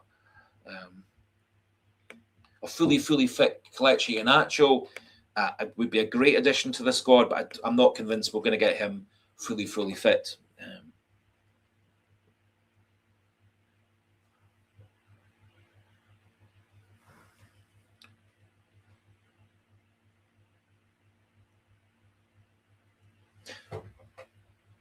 Good point, actually, Maggie or Mike. As I say, the comments that that Elliot Watt made after the Celtic Motherwell games has got him a 4-match ban. For me, the comments made by Derek McInnes in his post-match interview after the Hearts game were twice as bad as what Elliot Watt said. And what's more, it was about another team and another set of officials without actually having seen the incident properly on television or seen any of the replays. So I think if there's any justice, McInnes should get at least a 4-match ban and possibly more, because he is a manager rather than a player, and there is a more of a role model type thing for managers to control their temper and control their comments. So I'm hoping he gets a equal ban, if not a bigger ban.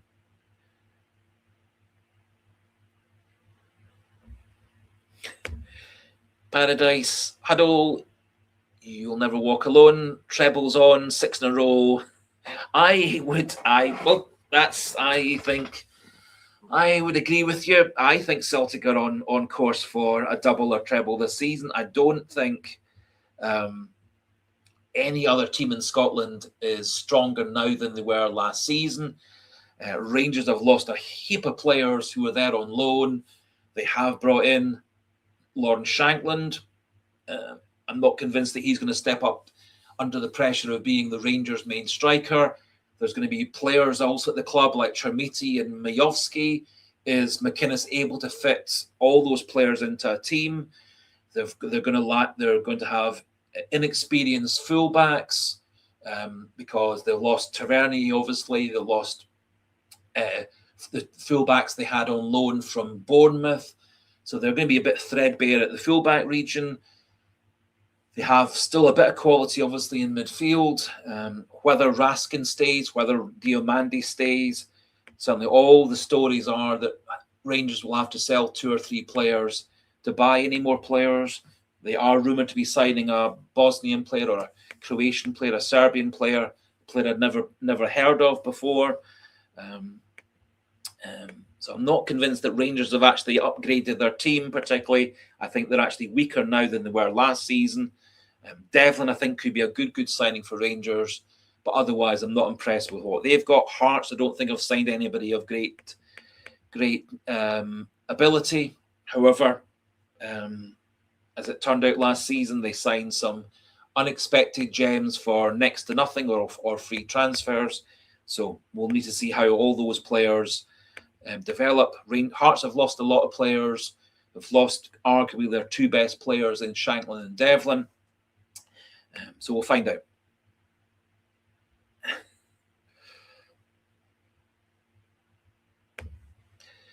Paradise Huddle treble number 9 easy. Well, I'm not sure it's going to be easy.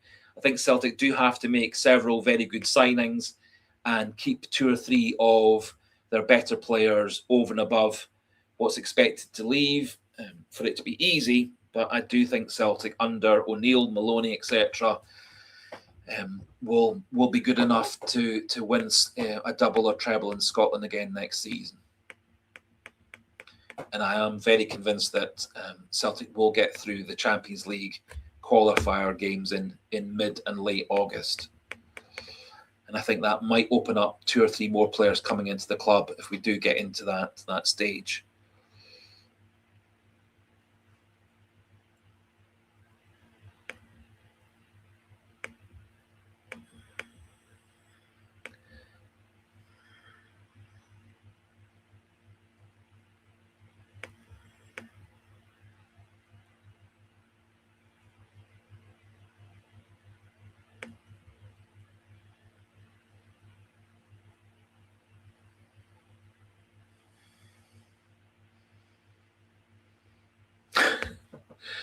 Slabber and Cabbage saying, where are you getting all these opinions from and how do you find the information you espouse on your videos? Well, the opinions come out of my head. No one tells me what to say. No one tells me what to think. This is what I genuinely think.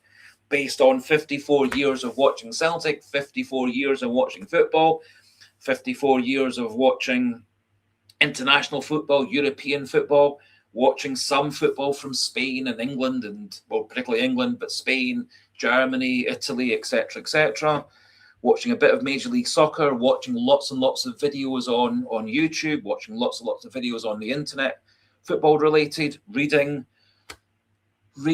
columns from Hail 67, Celts Are Here, The Celtic Way, watching other podcasts and vodcasts like Celts Are Here, Celtic AM with Hamish Carton, watching Sky Sports, watching BBC, watching STV, watching lots and lots and lots of things, reading lots and lots of articles, and then filtering out the ones that I think are trustworthy or at least sometimes get things right, and pretty much ignoring an awful lot of stuff you see in the Scottish Sun and the Daily Record, because a lot of what they say I think is a load of baloney, and a lot of what they say I think is designed to try and undermine and attack Celtic. I think a lot of stories put out by the Record and the Sun are designed to be to try and give Celtic a kicking. That's my personal opinion.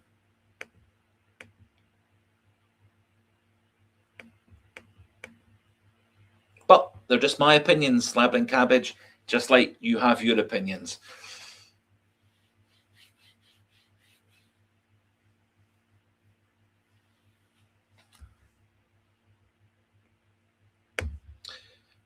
Tone, come on the hoops. I couldn't agree more. That's what my personal feeling is. One way or another, we all have to get behind Celtic. I had the misfortune of, I had the great privilege of being a Celtic fan, as I say, since about 71, 72, up until now. Obviously, over that time, we had the tail end of Jock Stein, with us going 9 in a row, winning cups and leagues, having a few years before been really, really successful in Europe. Then as the 80s and 90s went on, we had some good seasons and some absolutely awful seasons. We had some good teams, we had some bad teams, we had some great players, some terrible players. And at spells during the 80s and 90s, we dropped down to second in the league, third in the league, fourth in the league. We got outstripped by Aberdeen, Dundee United, Rangers on a very, very regular basis. We had seasons when we won nothing at all. And then happily, late 90s with Wim Jansen, and then 2000 onwards with O'Neill, we've had a renaissance. Celtic's been reborn.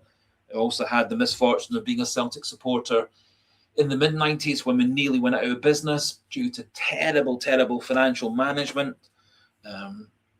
So there's been some terrible times and there's been some great times. And I think, although things are not progressing on the transfer market as quickly as I'd want, I still think Celtic have got a very decent squad.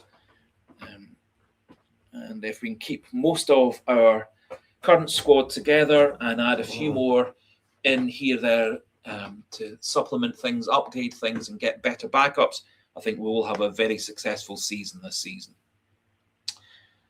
And for me, one of the most important things, as it has been for 54 years, is to support Celtic through thick and thin, in sickness and in health, etc., etc. And I think football players, just like normal human beings, respond far better to people cheering them on and supporting them rather than criticising them. Players, just like normal human beings, tend to lose confidence in their abilities when they're being attacked and booed and shouted at and things thrown at them, etc., or massive criticism of them on social media, etc.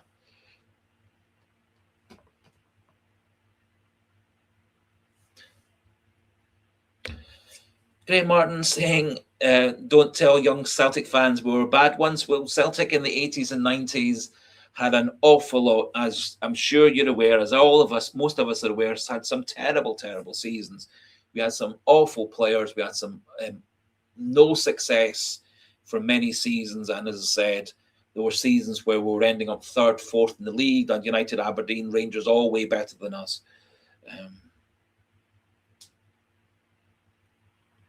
And maybe that is part of it. Maybe there's a mixture of young Celtic fans. They tend to be the ones who are much more vocal on social media. They're much more vocal in terms of phoning into all the various phone-in shows, talk radio, BBC 606, the Clyde Sports Sound type things. So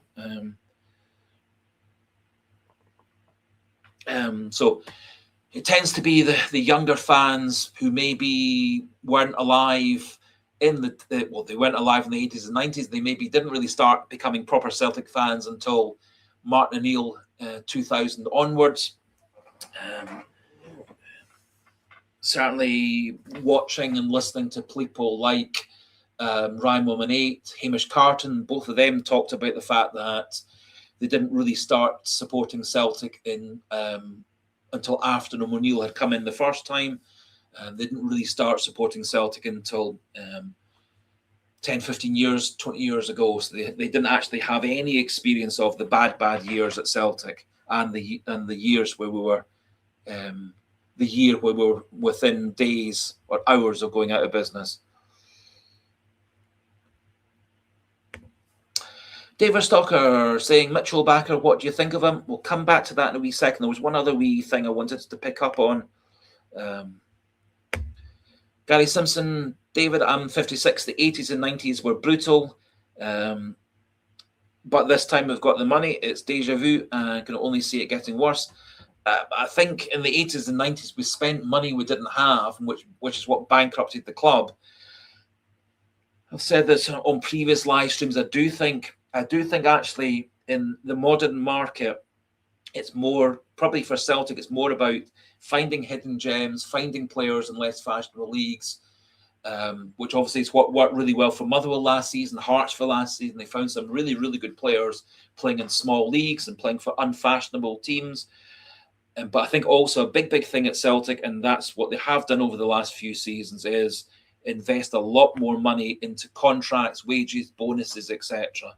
I think that's really important. I think that's an important thing that Celtic have done with their money. But I think also with this current bunch of financial people, I don't think there's any risk of Celtic going out of business and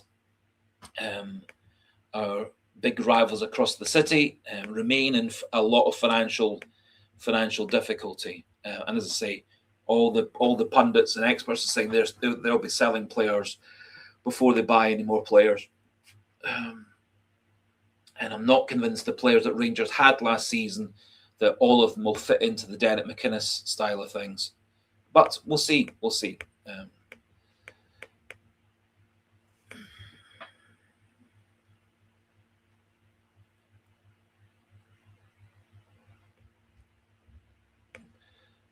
Kenneth Todd, I'll get helped over the stalls to watch the match on a Saturday afternoon in the mid-75s. Read my last comment. So I'm not sure if this was your last comment or a previous comment.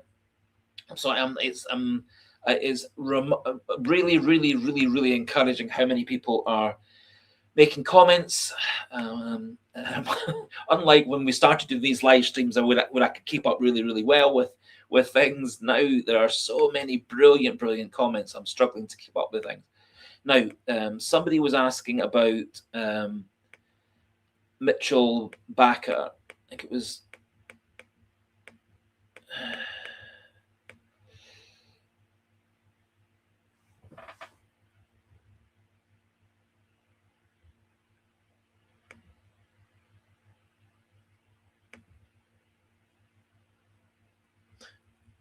So, David Stockey, there we are. Mitchell Bakker, what do you think of him?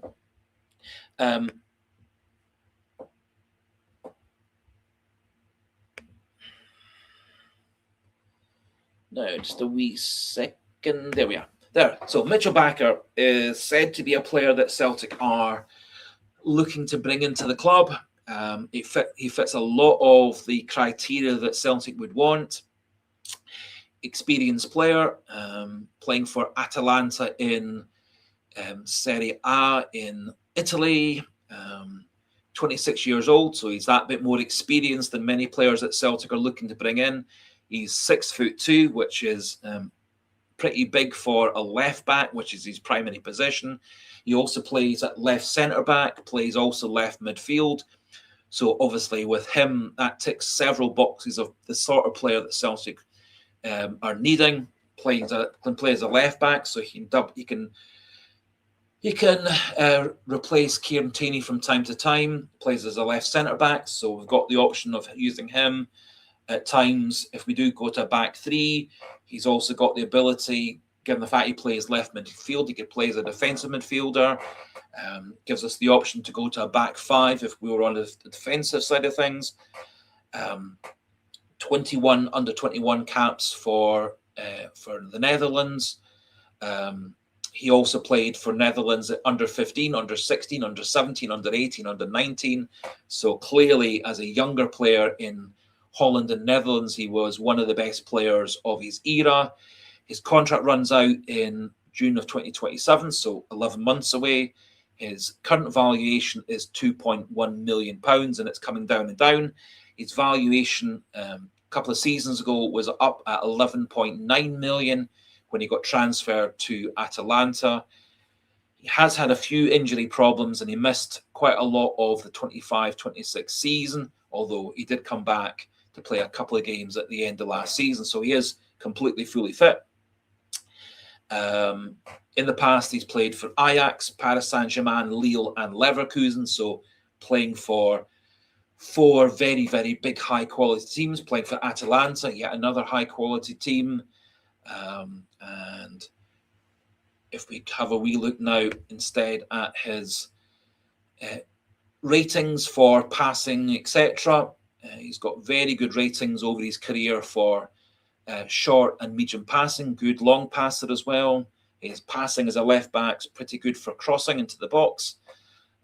Good chance creation, high for a left back, high key passes for a left back, all very, very encouraging.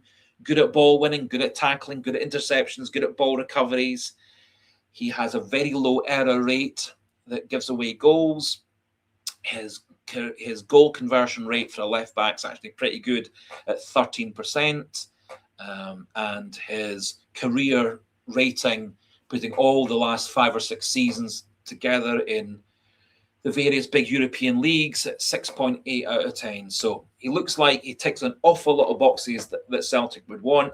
Versatile player, can back up Kieran Tierney, can step into midfield, can step into defence, could play as an out-and-out left-sided midfielder. Experienced, played in the highest leagues. He's looking to start again. He's keen to leave Atalanta. Atalanta are keen to move him on. As I said, 2 or 3 seasons ago, he was rated at just under £12 million. His value is dropping because, as I say, he's kind of surplus the requirements at Atalanta, plus his contract's up in 11 months.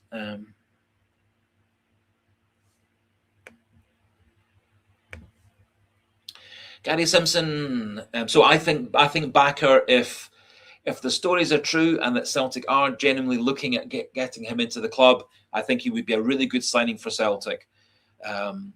I would still like to see a player like Sirachi, or a more dynamic left back brought in to be alongside those two, because I think potentially Mitchell Bakker's role at Celtic wouldn't necessarily always be to be the backup to Kieran Tierney at left back.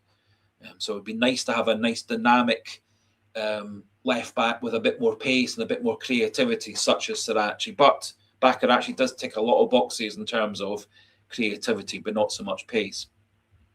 Gary Simpson saying that we're shopping at Temu and selling for pounds. But yeah, as well, certainly Celtic are selling players for high prices.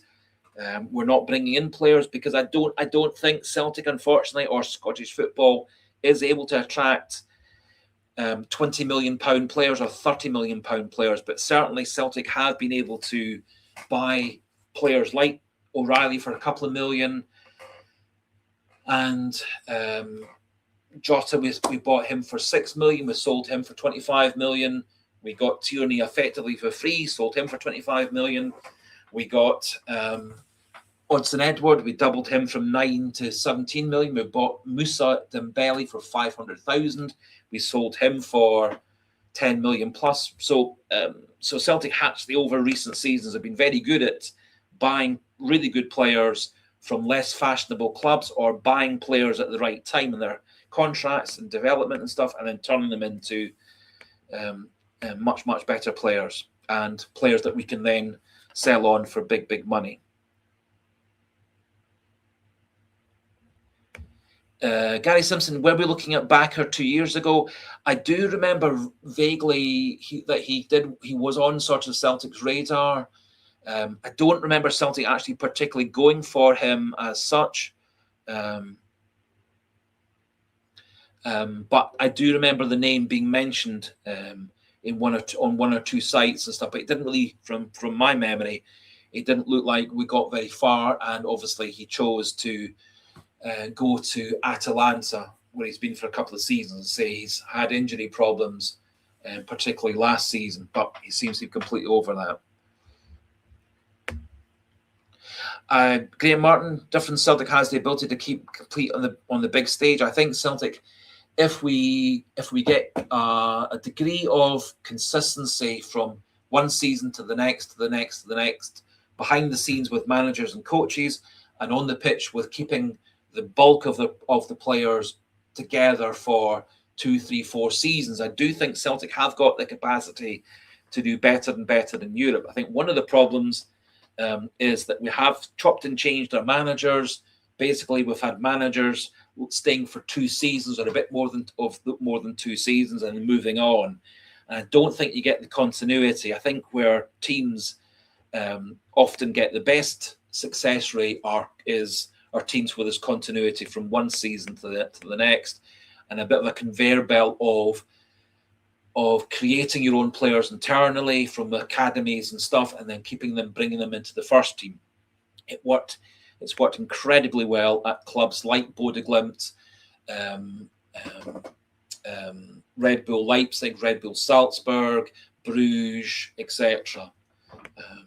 Of developing your own players, good financial purchases, selling players on, but having continuity in terms of management and coaching and continuity behind the scenes. And I think that's something that Celtic's been missing for several seasons.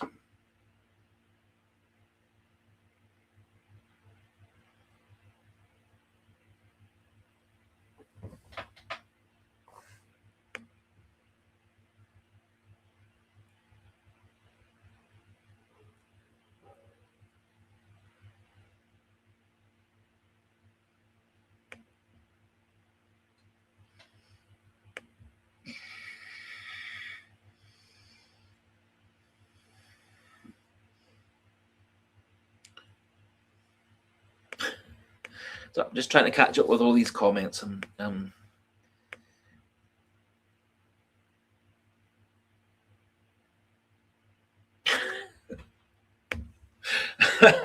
well, thank you, Slabbering Cabbage. It's saying you're not going to watch me again unless I wear that Bumblebee top. The Bumblebee top. I don't actually tend to wear that Bumblebee top or the long sleeve t-shirts very often. It just happened to be the clean t-shirt, long sleeve t-shirt that was on top of the pile. But maybe I will put that on again another time. Gary Simpson saying we still haven't replaced Kyogo, and in your opinion, Duran's more of a winger than an out-and-out number 9. As I said, at Karabag in the league, he tended to play out wide, but in Europe, he always played through the middle, and 5 goals in 10 Champions League games for Karabag last season. Scored against some big teams last season as well for Karabag. And when he played in Europe for Karabag, he was always playing as the central striker. And I think he's got all the skills to be a central striker. Good runner, strong on the ball, good running the ball at his feet, good positioning, good powerful shots, good finisher. Can beat players running from deep, can beat players by good positioning into the box. I do think we've got an all-around player. I think Celtic have tried to replace Kyogo. Not that, but we have to remember Kyogo's last season at Celtic was okay rather than good. We did have Adam Ida scoring 20+ goals. We did have Dyson Midas scoring 30+ goals in a season. So in essence, we didn't directly replace Kyogo with a like-for-like player, but we got 20 goals in one season from Adam Ida. We got 30+ goals from Dyson Midas by changing his position. So, but I do agree. I not replacing Kyogo was a mistake made by Rodgers, Tidsdale, the recruitment people, the scouting people, the financial people, the executives, the board members, etc.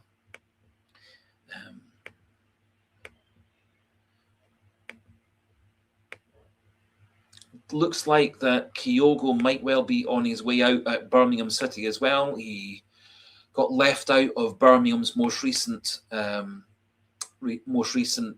friendly. The manager at Birmingham, who happens to be an ex-Celtic coach, assistant manager, Chris Davis, was implying that there's a big announcement for both Kyogo and another player whose name I've forgotten, who I think is an American left back who plays for Birmingham. The implication being that both those players are on their way out of Birmingham.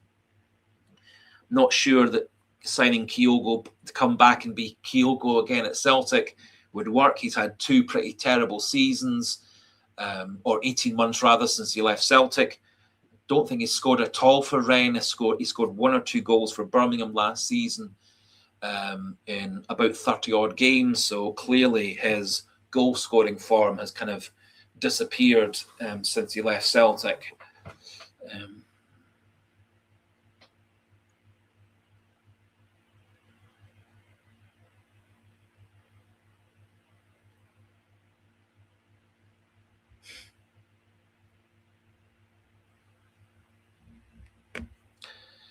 Sorry, Slab and Cabbage, I'm doing my best. I'm not a trained presenter. I'm just a fan like you.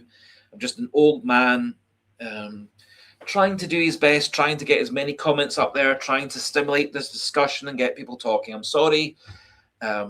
My eyesight and my contact lenses tends to get less reliable as time goes on. People have moaned about the lighting in the room, so I've not got enough lighting in the room to help me see the screen. So I'm doing my best.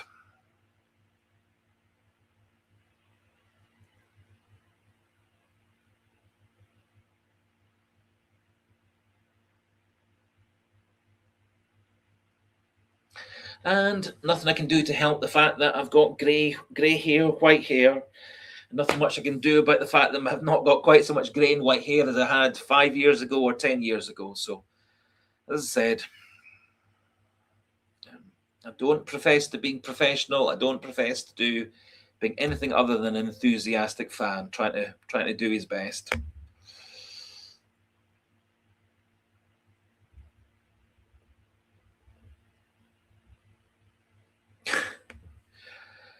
Gary Simpson, with our squad just now, the thought of Europe is scary.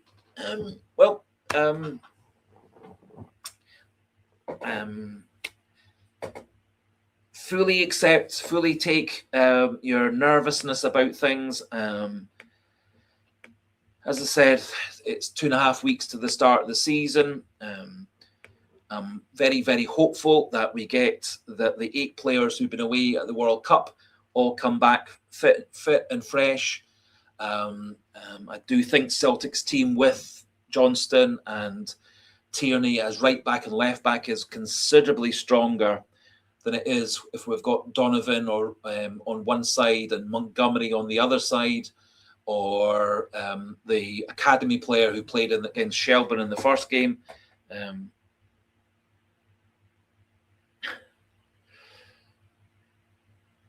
So I do think that Celtic will be stronger. I know that Ha-Yun Yang's not everybody's cup of tea, but Ha-Yun Yang scored plenty goals for us last season, third top scorer behind Nigrin and Maeda for us last season. He was Celtic's second best tackler. I think there's still got a lot of improvement in Ha-Yun Yang, but he still is only 23 years old. So although he's going to be, he came to Celtic when he was 19, 20, he's actually still got 2 or 3 more years of improvement and gaining experience. I think his experience playing with the South Korean squad at the World Cup, I think that's going to make him a better player. And I'm looking for him, hopefully, to improve a bit next season as well.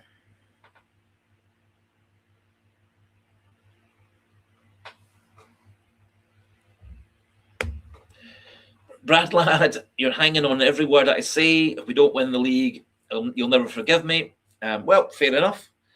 That's just my opinion, and if anybody watches back to the videos and comments and live streams that we did around January time when we moved on from Nancy back to O'Neill, I was still very, very positive that we would still end up winning the double by the end of the season, and so it proved. Even in the most darkest days of being in third place, being behind Rangers by a few points, and being behind Hearts by 8 points, I was fully certain that Celtic, once they got a few of their players back from injury, like Engels, like Johnston, that Celtic would start playing better and better. I think also working out a way to use Kelechi Iheanacho to the best benefit of the club, getting him coming off the bench, scoring goals off the bench. I think that was a very good move.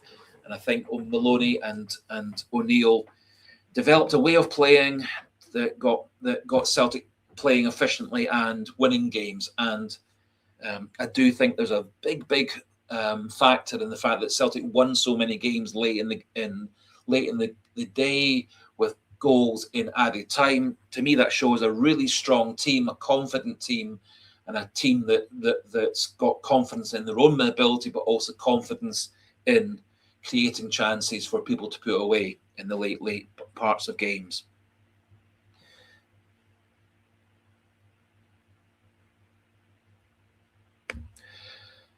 Gary Simpson, we need to strengthen or we'll get absolutely battered in Europe. Just your opinion. I completely agree with you that I think if we are hoping to get through the league phase into the knockout phase like we did a couple of seasons ago, we do need to either add several players to this squad or add a few players to the squad, but keep the massive majority of the players that we've already got. So I do agree that for Champions League, so I think we've got a squad, assuming we get a couple more additions, I think we've got a squad and a team good enough to get through the final qualifiers into the group stage of the Champions League. But I do agree that if we're going to actually make any progress through the group stages, we do need more quality. One of our most important players in that season where we got to the knockout phase was Nicholas Kuhn. Scored a lot of good goals for Celtic, both in domestic football and in European football. The stories are that Como are looking to sell Nicholas Kuhn on. I would be very, very happy if Celtic looked to bring Nicholas Kuhn back. He was sold for 16, 17 million. If we got him back for 8, 9, 10 million, I think that would be a brilliant bit of business. Como are very keen to move him on. I don't know. I haven't seen any speculation about where Kuhn's going to go. I think the fact he had such a disappointing season in Italy with Como probably does mean that no big club's going to be looking at him. It could be another Tierney, another Jota, and bringing Kuhn back might be a very good move for Celtic.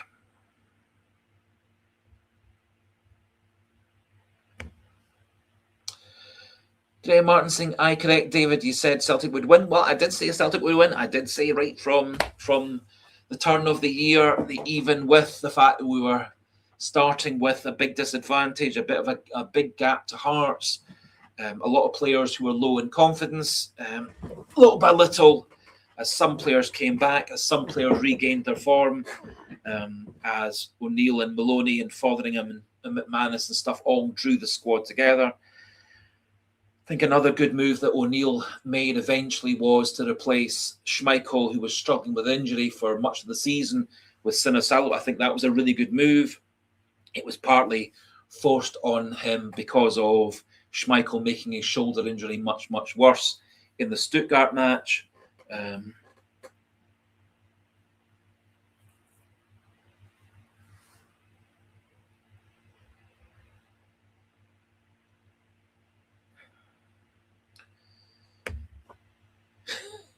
Robert Duck, nothing's going to be easy for Celtic this season unless we do keep most of our current squad and add in several new players.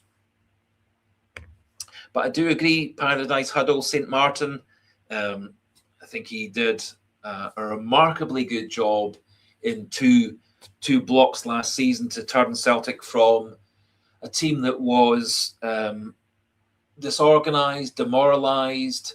When he took over from Rodgers, I think he turned things around.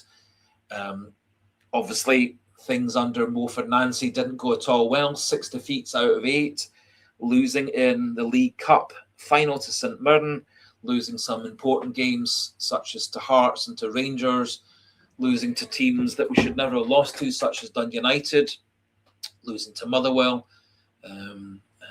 And then O'Neill comes back in, start of January, and he does very, very well. And he turns the season around and wins us the double.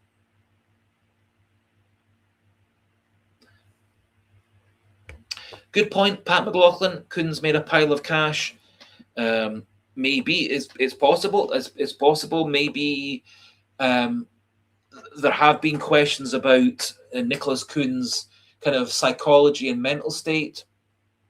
He did move from team to team to team. He did actually, for a player of mid-20s, he has played for an awful lot of teams in a lot of different countries. He's never really stayed at any club for more than a couple of seasons. Obviously, we had him for about 18 months. It looks like he's going to be at Como for 12 months. And that's kind of the pattern that Kuhn had everywhere else he'd been, partly due to injuries, partly due to the fact that he never really properly settled. Some people were saying that Kuhn was a one-trick pony and he wasn't any good. He did score 21 goals for us in that one good season he had for us. So I think that's and he's created a lot of goals. He was one of Celtic's second top scorer that season, 24-25. I think he was Celtic's second highest assist maker that season as well. So I do think he was a very, very good player for Celtic in that one good season he had for us. But I fully take your point, Pat McLaughlin. It may be that mentally he has checked out. Maybe by contrast, maybe he wants to prove himself again. Maybe he wants a second chance in a big league. So maybe coming back to Celtic for a couple of seasons kickstarts him having another go at Italian football, Spanish football, English football, etc.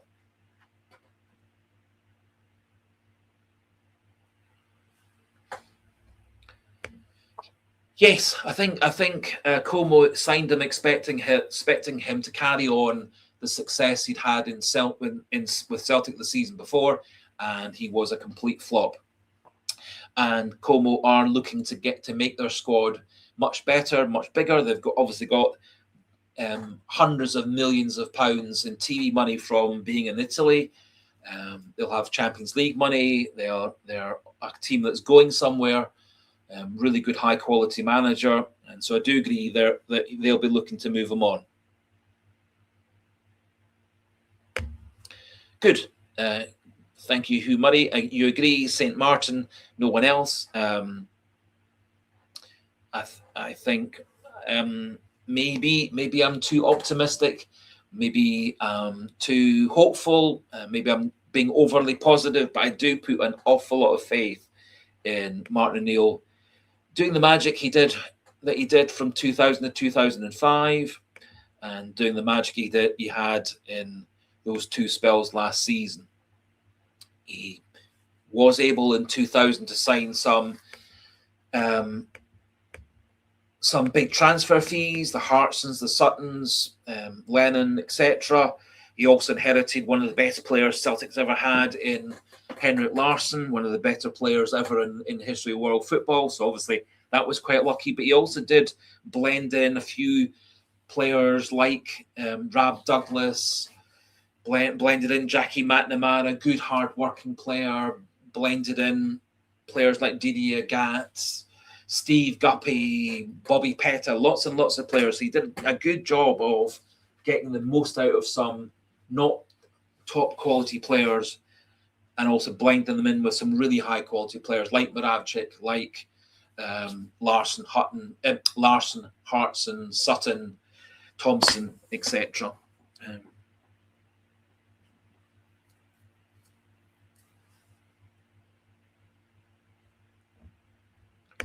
Good Paradise Huddle, YNWA. You're confident in the Camilo Duran signing? Me too. I think he's going to turn into a really good player for Celtic this season.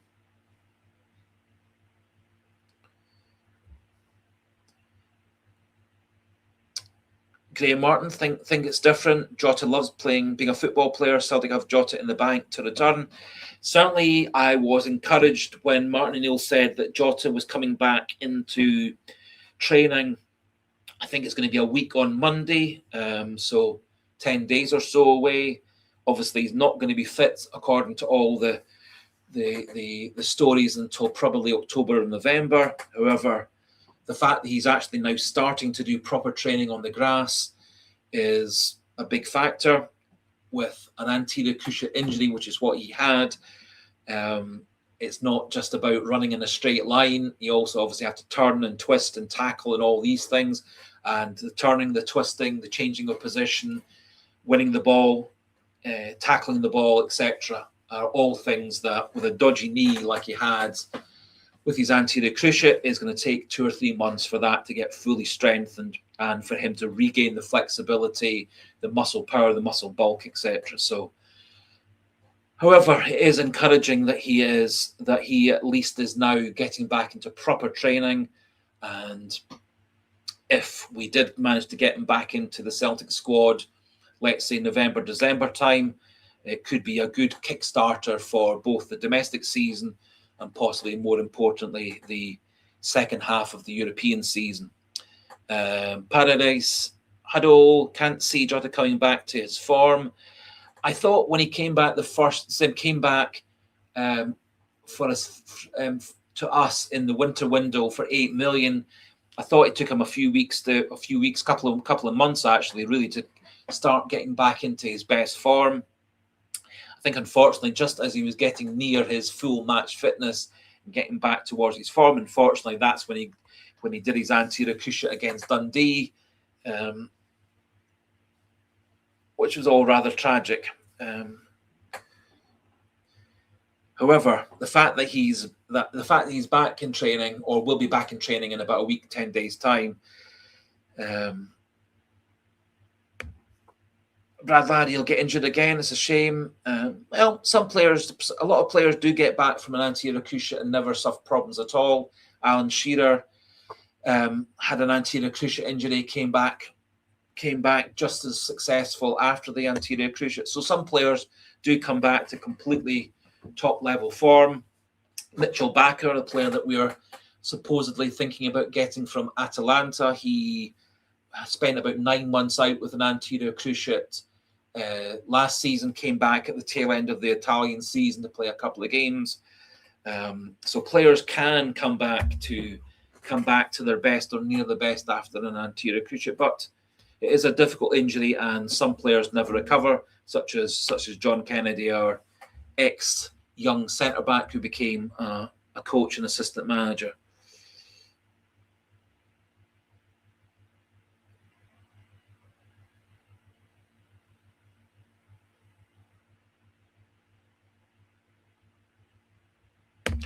Yes, Paradise Huddle, King of Kings, Henrik Larsson, certainly definitely one of the best players I've ever seen playing for Celtic. Right up there for me, alongside Kenny Dalglish, one of my other ultimate heroes. Really, really liked having Shinsuke Nakamura at the club. Really liked Lubomir Moravcik at the club. Those were both really magical players, but probably for consistency, goal scoring, Larsson and Dalglish are my number one and number two Celtic players of all time, and certainly for me, they would definitely be first choice and second choice to be Celtic's front two in any all-time Celtic team of the last 50 years of me watching Celtic.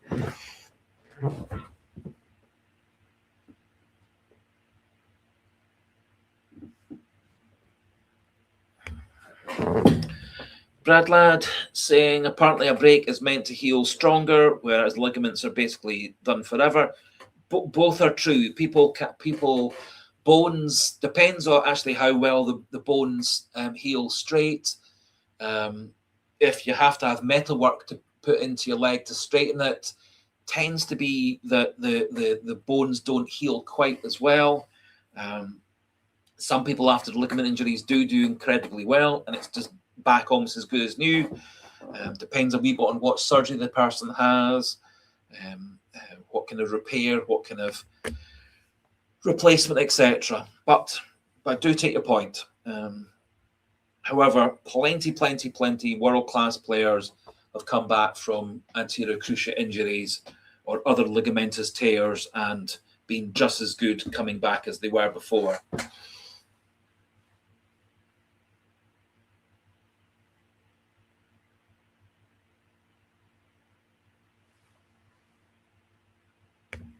Yes, Paradise Huddle, some injuries can't be fixed, but never say never. You need good physio. And I do think that Celtic have been working very, very hard to get Jota to this point. I don't think they'll rush him to get him over that last 2 or 3 months of back to full match fitness. I think if and when they do get him back to match fitness around October, November time, I think they will be very careful with him, gradually introduce him over the course of the next month or so, a wee bit similar to what they did with Kieran Tierney. However, assuming that Jota gets his confidence, gets his magic back, gets some of his trickery and ball control and dribbling and shooting and running back, I think we could actually have a very, very good player for the second half of this season coming up.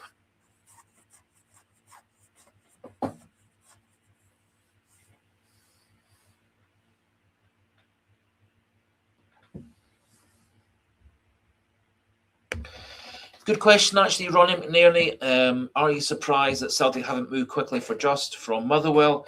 Of all the players that Motherwell had, Just would be one of the ones that I would have been very keen for Celtic to have signed. I had a lot more faith in Just than I did in Maswinizi. I think Just is a better all-around player, a more dependable player. Clearly, Just actually had a pretty good World Cup for New Zealand as well, so it showed he actually could step up to another level. Some confusing messages coming out of Just Motherwell and Just's agent as to what he wants to do. I think Elijah Just's ambitions are to get out of Scottish football and move into European football, maybe moving down to the English Premiership, English Championship, or moving across to continental Europe. Got the feeling that he's not keen to stay in Scottish football, although I'm surprised that Celtic haven't gone for him. Quite a few stories saying that Martin O'Neill and Sean Maloney thought that Maswinizi was a better player than Elijah Just. I would personally go the other way around. Thing to remember, obviously, is, again, we're talking about transfer windows and paying big transfer fees for players.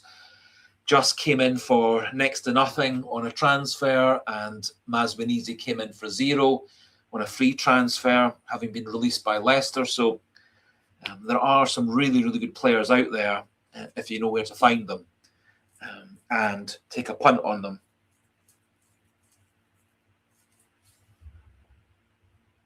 Yes, I think you may well have hit the nail on the head there, Graham Martin.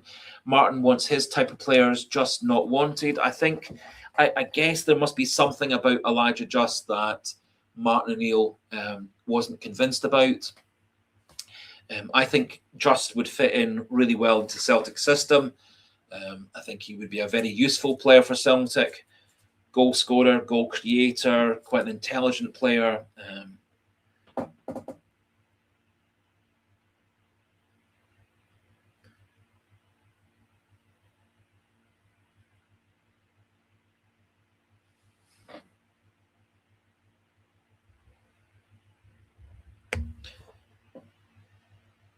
Yes, I think, Gary Simpson, you're quite right. I think signing Just would be a decent quality signing.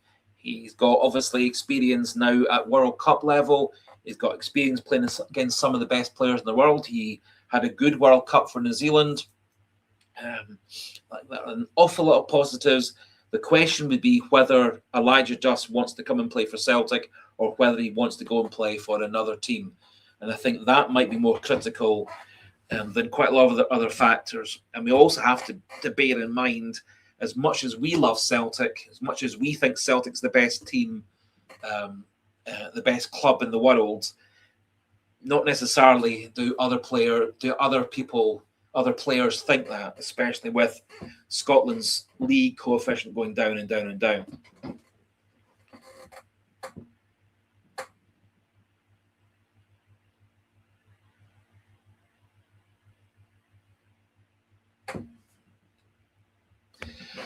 I think Slab and Cabbage, you've made a really good point there. There's no player willing to spend their career in Scotland unless they are paid more than they would get anywhere else. That certainly is, according to lots of the stories and rumours, was why Benjamin Negrin came to Celtic rather than going to 4 or 5 other clubs that were on offer to him.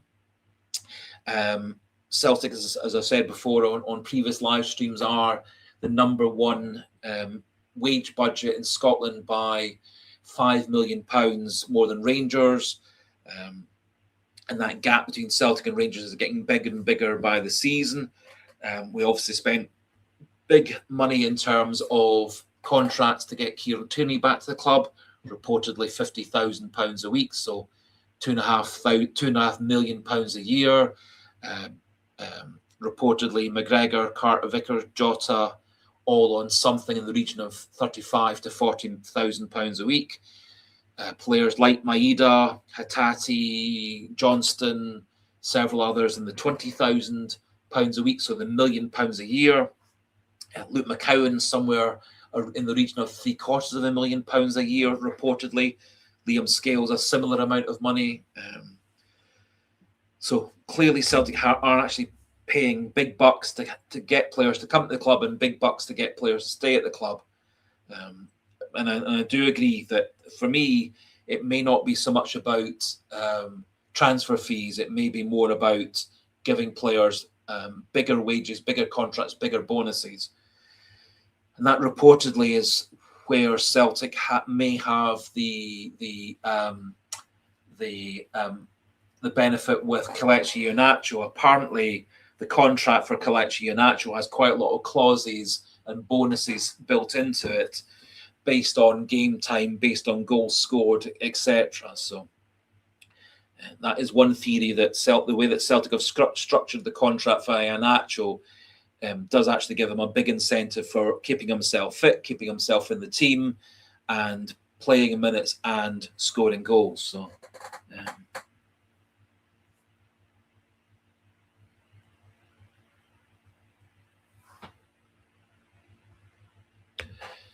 Gary Simpson, he says, I just can't believe with the chestnut of the Champions League why we not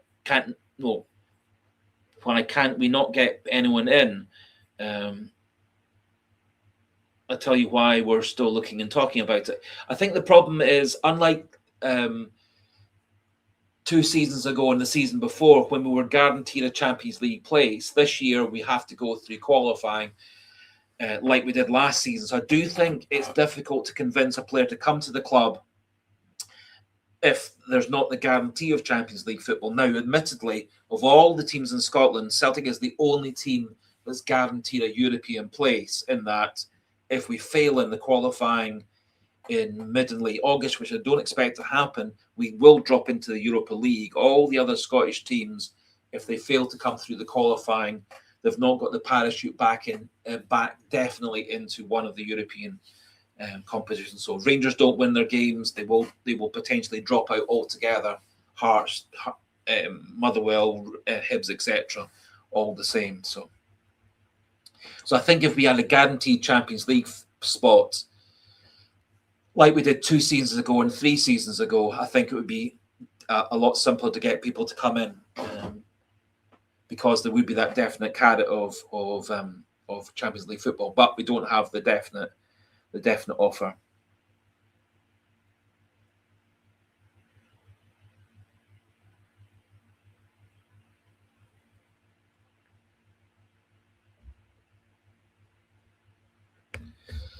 Pat McLaughlin, did we not buy players before when we used to finish second every summer? Yes, the answer to that is yes, but the gap between Celtic's the Scottish League, the money that Celtic got from TV contracts, the money that was in other European countries, and comparison to Celtic and Scotland has got wider and wider and wider and wider and wider. So Scotland's league, as I say, is 29 in the world, 19 in Europe. TV contracts for Scottish football are way, way, way, way down the league. So Scotland's TV contract money is the same as Major League Soccer's women's version in America. So, the English Championship, where a lot of players nowadays are going as a stepping stone to the top leagues, gets a heck of a lot more money in terms of TV contracts than the Scottish League does, which makes their English Championship very, very attractive to players all around the world. And I say the English Championship is ranked the 7th best league in the world in current rankings.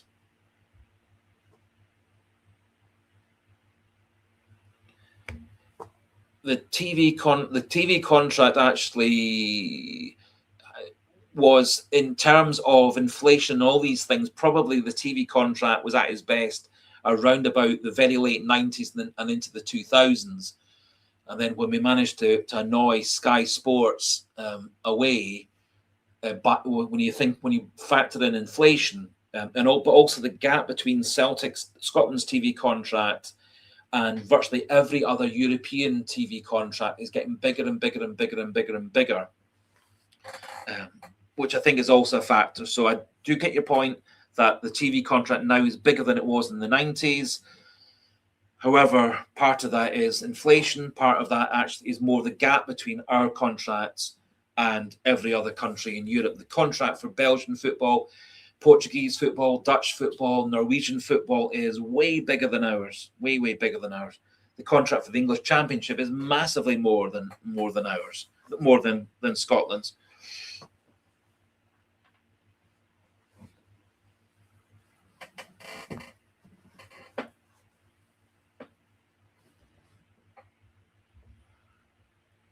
Yes, that's what I'm trying to say. Pat McLaughlin was. That's when Scottish football actually did have a lot of money, which is part of the reason that Rangers then brought in a whole lot of good players. They'd had quite a bit of money before that as well, money that they didn't really actually have, which is why they went bankrupt. So, yes. So when Martin O'Neill came in 2000, Scottish football was relatively well high up the financial leagues. But with inflation and etc., Scotland has dropped down and down and down. And as I said, world ranking, Scottish Premiership is 29, 9 and then 19 in Europe. So anyway, all just opinions. And I think there's lots and lots of factors that are all piling up on top of each other.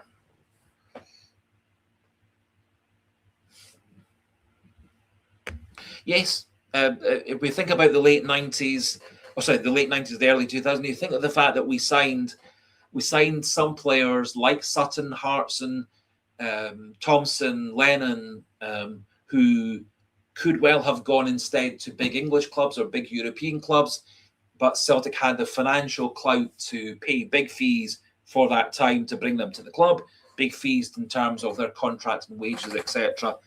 And we also obviously managed to keep Henrik Larsson at the club for several more seasons after that as well. So I do think you're entirely right. The transfer market was much more balanced then. Nowadays, the amount of money that English Premier League clubs particularly pay for players is absolutely ridiculous. Players that nobody's ever really heard of, particularly players that are not really superstars, are going for 30 million, 40 million, 45 million.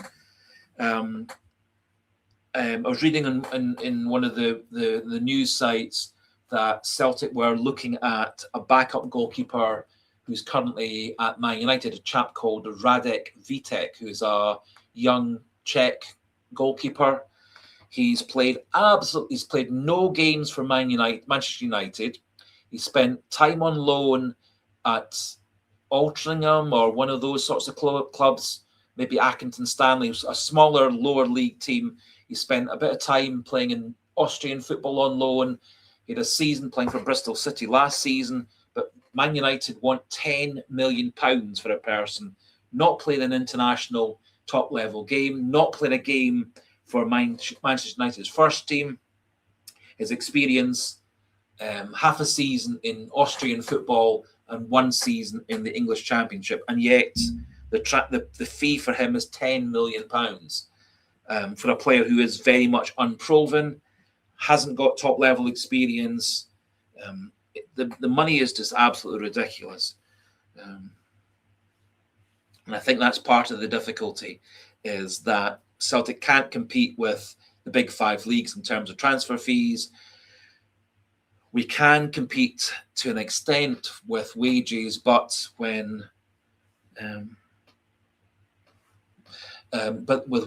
that gap is getting bigger and bigger and bigger and bigger.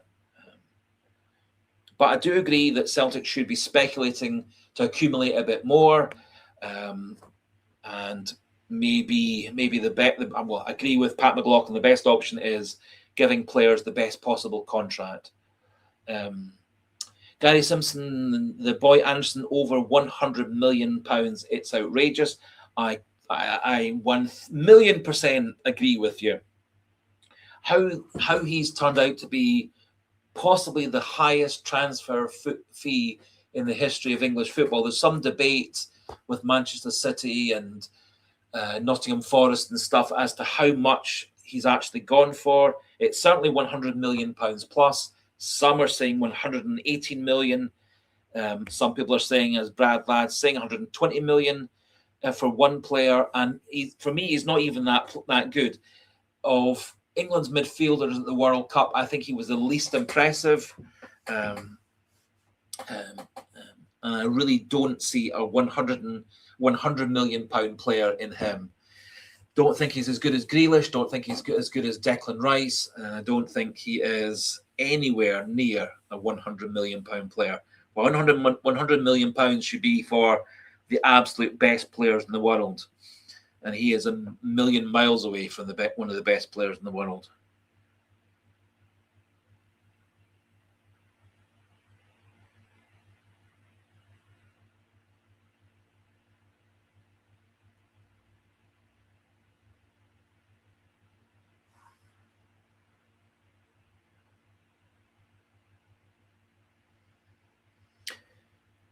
Yes, Pat McLaughlin, the money's disgusting. And as someone else was pointing out, in this time of world poverty, world hunger, world upheaval, inflation, all these things, the fact that players are going for £100 million players and they're not even that good.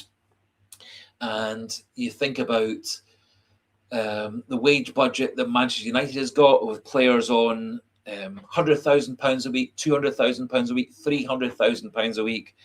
Mo Salah at Liverpool was on somewhere in the region of £300,000 a week.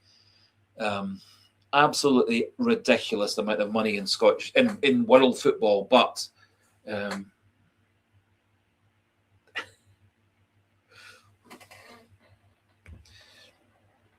Slapping Cabbage saying, do you think Sevco will start every home game with the 80s Tina Turner classic? You think Simply the Best? It certainly seems to be their traditional song these days. I think the last season they completely capitulated from a very good position. A lot of people had them as the favourites to win the league as we went into the last 2 months of the season. They completely folded. I think it showed that their character was non-existent, while Celtic's players' character was much, much stronger. I think that's why Celtic did so well in the last couple of months of the season. I think that's why Rangers and Hearts both folded in the final few weeks of the season. And Celtic have sort of stolen the Simply the Best song, both in terms of the fans, but also the players singing it in the dressing room and singing it on the pitch. So I suspect that Rangers, however, will keep that song because it's their song. But I don't think they've got any right to claim that they're simply the best.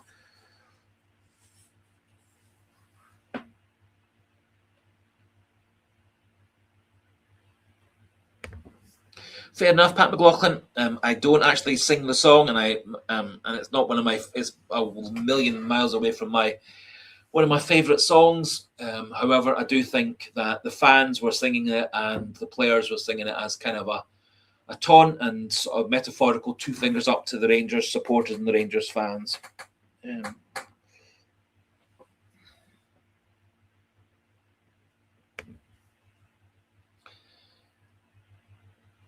Yes, Graham Martin, why bother? Let them have the song. Yes, definitely. Sorry, Slabbering Cabbage. I apologise for giving you an opinion on a question that you asked. That's just me. People ask me a question, I'll give them an answer, and I will give them my opinion, not necessarily the bog standard opinion that other people might give.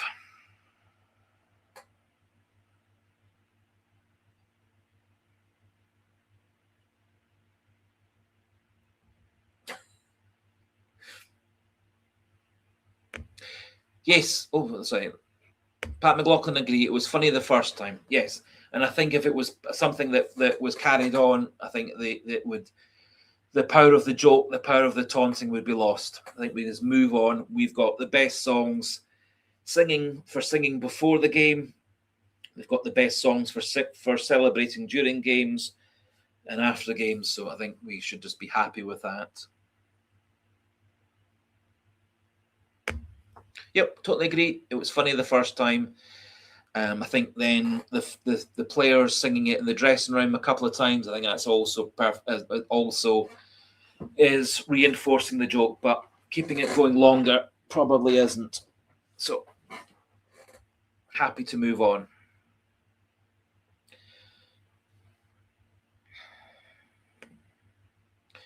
Just talking about players that Celtic are rumoured to be going after. Another name that cropped up early on this week was this player here, Adrian Blake, playing for FC Utrecht.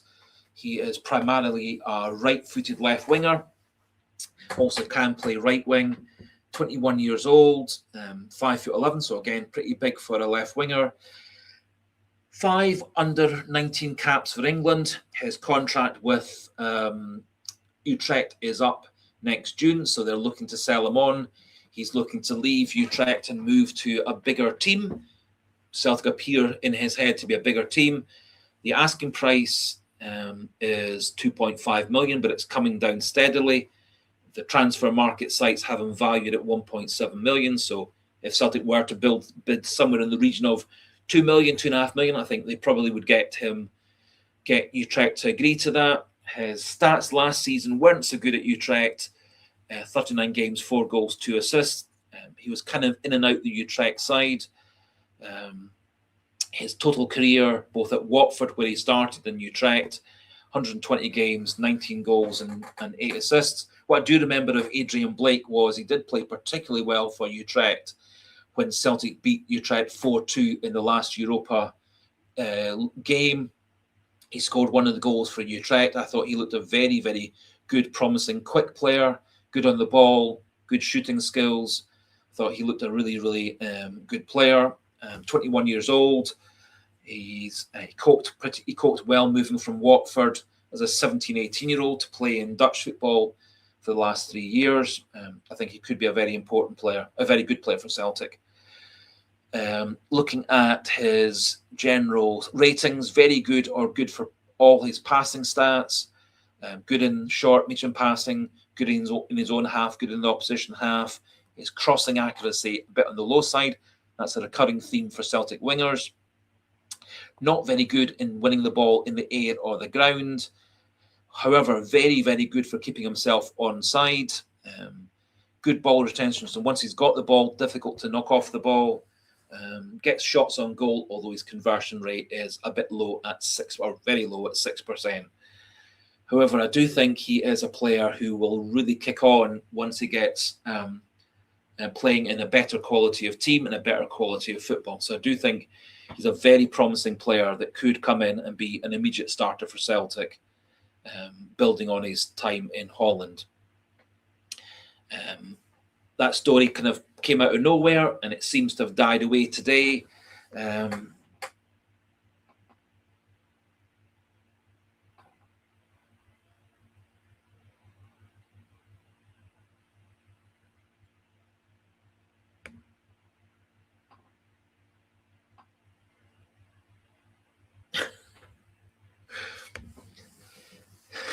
So Pat McLaughlin playing Football Manager, just won 6-1 in the Bernabeu. If only that can happen in real life.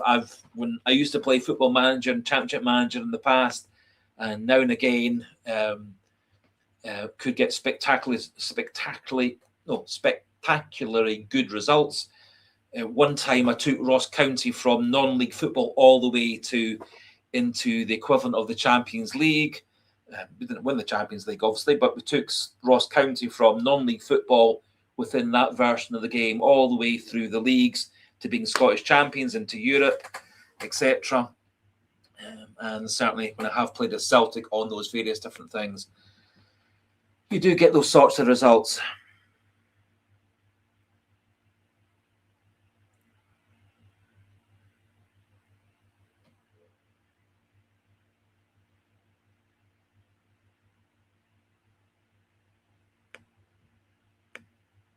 Anyway, so well done, Pat McLaughlin, for your skills.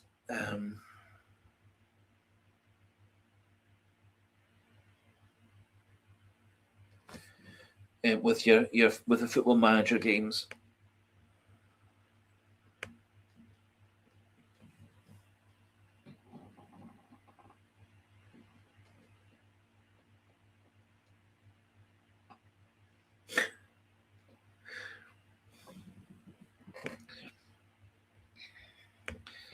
So, Slabbing Cabbage suggesting that people click the like button for the live stream. That would be very nice.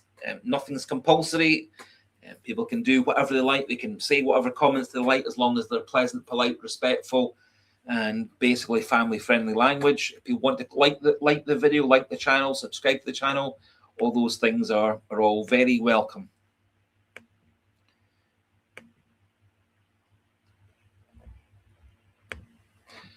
Pat McLaughlin saying he's been playing the game since he was 12. I honestly can't remember.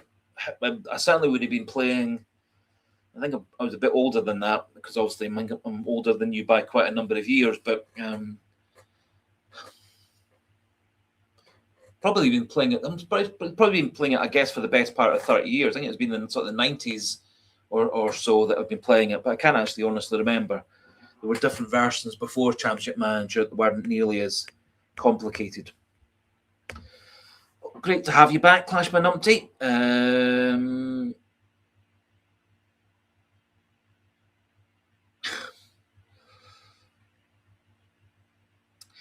Saying Celtic's primary corporate objective is safeguarding the club against a failure to reach the Champions League. Or so a failure to reach, yes, no, all fiscally prudent, no doubt, but a self-fulfilling prophecy for failure. I'm not sure about that. I do think keeping Celtic strong financially, I think that does actually put Celtic in the best shape to have the ability to offer players big contracts, big wages, big bonuses, to keep players at the club or attract players to come to the club who might be choosing to go to another club.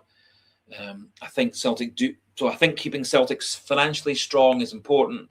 Having a good bank balance is important. It guards against rainy days. Obviously, last season was a rainy day because we didn't get into the Champions League. I am very, very hopeful with a few additions that we will come through the two-legged qualifier, get into the Champions League.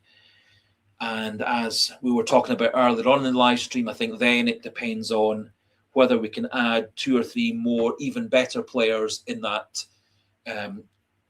10 days or so after we qualify for the Champions League to really supplement the squad for another go at qualifying into the knockout phase and potentially one step further than we did 2 seasons ago. But I think for Celtic to achieve that, we've got to get through the qualifier, which I think we're strong enough to do with a few more additions and with our 8 World Cup people coming back. But I think then to take the step forward, it's going to require guaranteed Champions League football by winning the qualifiers and then adding players in the last 10 days of the window. And that should be easier if we do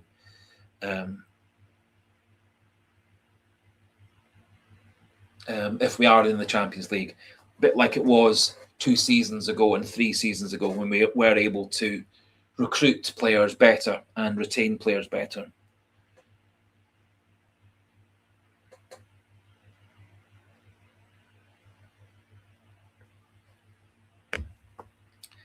Paradise Herald, there's all sorts of players we can get, but we won't. I think the only option we can have really as fans, personally, in my personal opinion, is trust Martin O'Neill, trust Sean Maloney, trust the Maloney and O'Neill having the gift of the gab and convincing some players to come to Celtic who may have chosen to go to another league. And then, which I do think has been the case, that the financial people, the chief executive, the chief financial officer, etc., then does open up the wage budget to encourage players to come to the club, as worked with Benjamin Negan last season. So the stories go.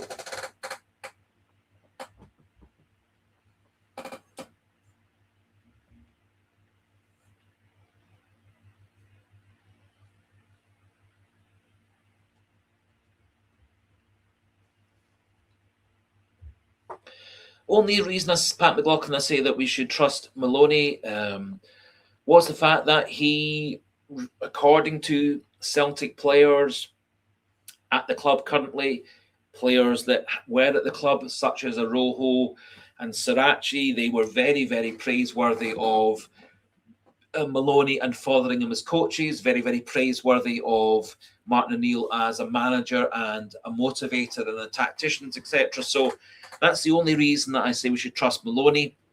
I do think actually Maloney is a better head coach and assistant manager than he is as a manager. He was unsuccessful at Hibs and unsuccessful, obviously, at Wigan.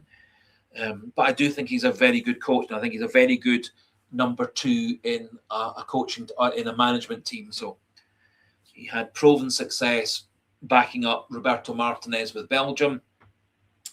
I think he proved last season that he and Fotheringham were very, very important in terms of coaching Celtic's players. After all, they were two of the coaches that came in with O'Neill that turned things around the first time around after Rodgers left, and then turned things around after Nancy left.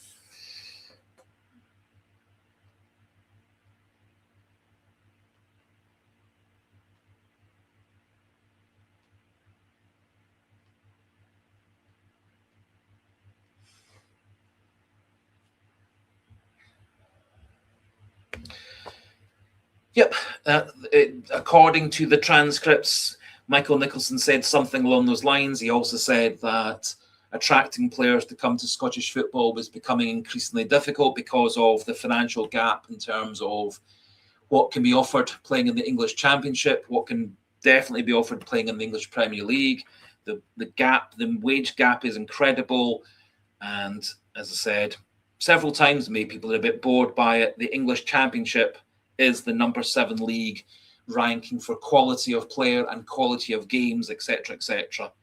We're down in the 20s now in the World League terms. 29, I think, was what we were last season in terms of Scotland. So we're considerably below the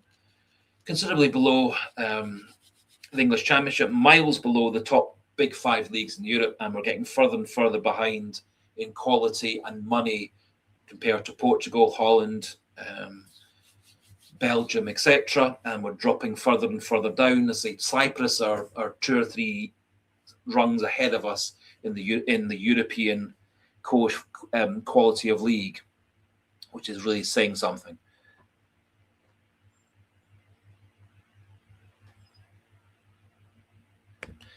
Oops.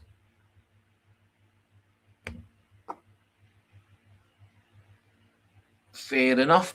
I don't think Michael Nicholson Michael Nicholson's not very popular with anybody. I don't think. I think one of Michael Nicholson's problems is I don't think he's very confident in interviews. I don't think he's very confident on camera.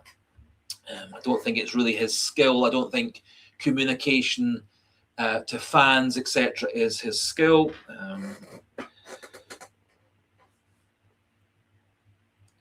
He appears to have been a very successful person in terms of negotiating merchandising, shirt deals, sponsorship, other various different financial things. He has been in charge of Celtic for quite a number of years, and part of that has been getting players in for relatively low fees and selling them on for big fees, and then reinvesting that in the squad, reinvesting that in the wage budget, all these kind of things.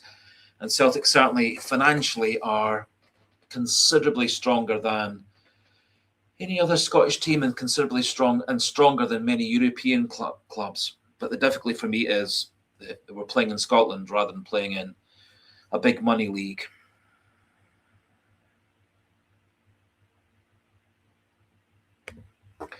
Clashman Umpty is saying, which players do you think we will sell in the coming weeks? I'm hoping that we sell, with the fact that nobody as yet has come in from Maeda or Engels, nobody appears to have come in for Hatate so far. We seem to have a lot of players who potentially are leaving the club, but none of them have left the club. There was a wee bit of interest in Negrin, that seems to have died away. As I said, reportedly there are 20 teams lining up to to buy Arnie Engels, but none of them has put their head above the parapet. There were stories that Nottingham Forest had put in a bid for them. I found that very, very difficult to believe, given the fact that Nottingham Forest only 2 or 3 days before had employed a new manager. So the person who wanted to bring him in the January window had actually been sacked, and then his replacement had been sacked and replaced by another new person at Nottingham Forest. So, and as I say, that what I was reading today is that Nottingham Forest maybe have cooled down on having Arnie Engels, and they're instead wanting to spend 45 million to bring Berkval from Tottenham Hotspur to Nottingham Forest instead. So in terms of players that we will sell, well, we have sold Luis Palma, we have sold Hayata Inamura, we have released Stephen Welsh, we've sent Yamada out on loan, and we have sold Novroki for a fee yet to be declared. If I was going to bet, I would expect Celtic will sell one way or another Hatate by the end of the window, Engels by the end of the window, and Dyson Maeda by the end of the window. Not that Celtic want to sell any of those players, but Hatate definitely wants away. Maeda is coming towards the last year of his contract. He's expressed last season and this season the desire to go and play in England or play in a big European league.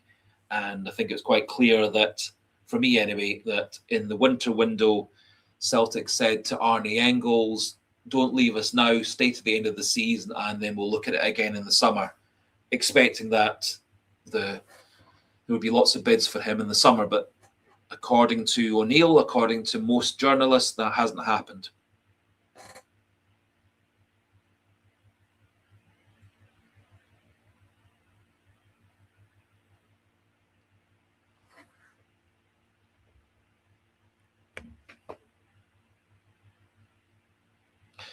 Gary Simpson's people and clubs are just white to him. I'm not sure. Maybe they're wise to him now. None of them probably don't even want to talk to him, and you cannot blame them. The man's fake. Well, I do think, and again, I'm not here to defend Michael Nicholson. I think he has done a good job of maximising transfer fees for players leaving the club. I think getting 25 million for Tierney, 25 million for Jota, somewhere between 25 and 30 million for O'Reilly was a really good bit of business. Something in the high teens for players like Dembele and Edward, £10 million plus several years ago for players like Manyama and Forster and stuff. So he does tend to be, it would appear, a hard negotiator when he's coming to sell Celtic players. He maybe isn't as skilled in terms of bringing players, of negotiating the other way around. But he does seem to be able to drive a hard bargain to get players who do want to leave Celtic, getting the maximum amount of money for them. I don't think Celtic wanted to sell several of those players that as mentioned, but the players wanted away. So O'Reilly wanted away, Kuhn wanted away, Dembele wanted away, Edward wanted away, Ayer wanted away, Ryan Christie wanted away a few years ago. Same way that I think Engels and Maeda and Hatate all are very, very keen to leave the club. I think Nygren, I think Johnston, I think we've got them for another season or two.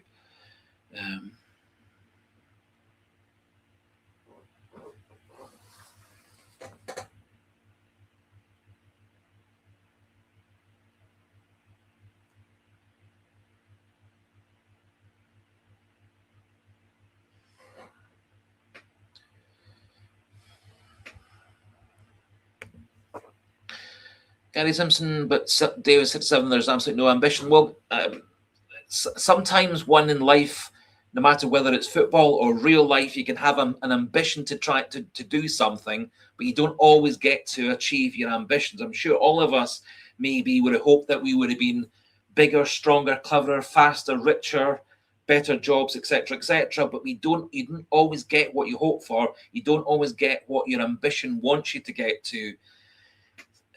There are lots and lots of factors that can hold you back as a person in your job, in your life, etc. Similarly, so that there are factors that can hold a football club or any sporting organization back from where they want to get to. So sometimes it can be a lack of ambition. Sometimes just you can't achieve your ambition for lots of other factors which aren't part of your control.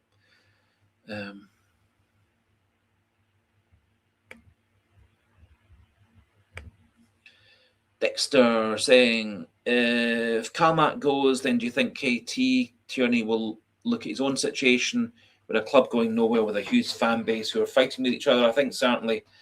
I think if all of Celtic's fans and players and coaches and behind the scenes people and everyone got on the same page as we did for the greater part of the end of last season, I think Celtic are a much stronger club. I don't see Kieran Tierney leaving Celtic. I'm also not massively convinced that that there would be much that with Kieran Tierney's injury record. I'm not sure many clubs would be wanting to spend big money to bring him to their club and big money to keep him at their club. I don't think Celtic would want to sell Kieran Tierney in a million years. He was one of Celtic's 2 or 3 best players last season. But I don't see Kieran Tierney leaving the club. I don't see Callum McGregor leaving the club. And all the stories that have cropped up in the last 24 hours that Ange Postecoglou is going to sign him, I don't really see any truth or any merit or anything that backs up that story to be anything other than the opinion of the journalist who's written the story. Haven't seen anything to suggest that's what's going on. Haven't seen anything to suggest that the player that Postecoglou has earmarked to come in to be the linchpin of his Saudi Arabian league team. Haven't seen anything to suggest that that's going to be Cal McGregor. But I've been wrong many times before, and I'll be wrong many times again this season.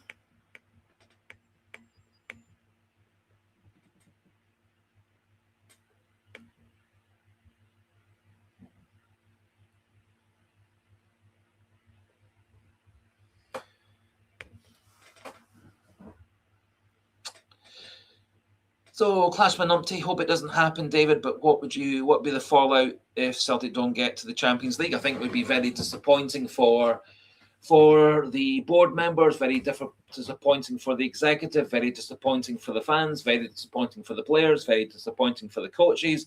I think it'd be very, very disappointing for everybody who wants Celtic to do well. I don't think there's any possibility of people like Dermot Desmond walking away. I don't think there's any possibility of anybody coming in with enough money to buy the club off of Dermot Desmond. I don't think there's any indication that all the other shareholders in Celtic who are either board members or non-board members, I don't think they're going to revolt. I think it would be massively counterproductive for Celtic as a football club if the often toxic atmosphere, negative atmosphere that was at Celtic Park on and off the pitch, in the ground, and within the team structure, that caused major problems in the Rodgers last couple of months, and obviously major problems in the Nancy spell. I don't think those things are conducive to Celtic doing well. So I wouldn't be too surprised if there is a lot of protests from the Green Brigade and the Bahoys and the Celtic Fan Collective and all these other groups. But I don't think it's constructive. I don't think it helps Celtic move forward. I don't think it helps the players recover from a massive disappointment for the second season in a row and then push forward to get a double treble this season and do as well as they can in the Europa League if we do get knocked out of the qualifiers. But I don't see that happening. But as I said before, I've been wrong before and I'll be wrong again.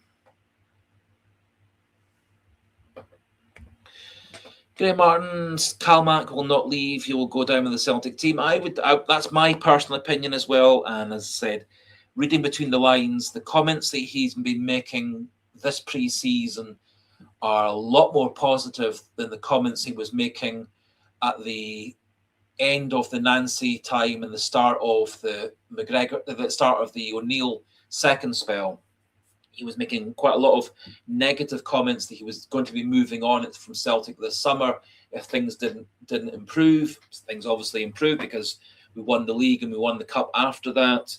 And to me, it sounds like he's much more staying at Celtic, committing himself to another couple of seasons at Celtic at the very least. Then I wouldn't be the least bit surprised at that point he maybe retires and moves into coaching and behind the scenes stuff at Celtic. And I think he actually would be a good coach and potentially in the longer term a good manager for Celtic as well.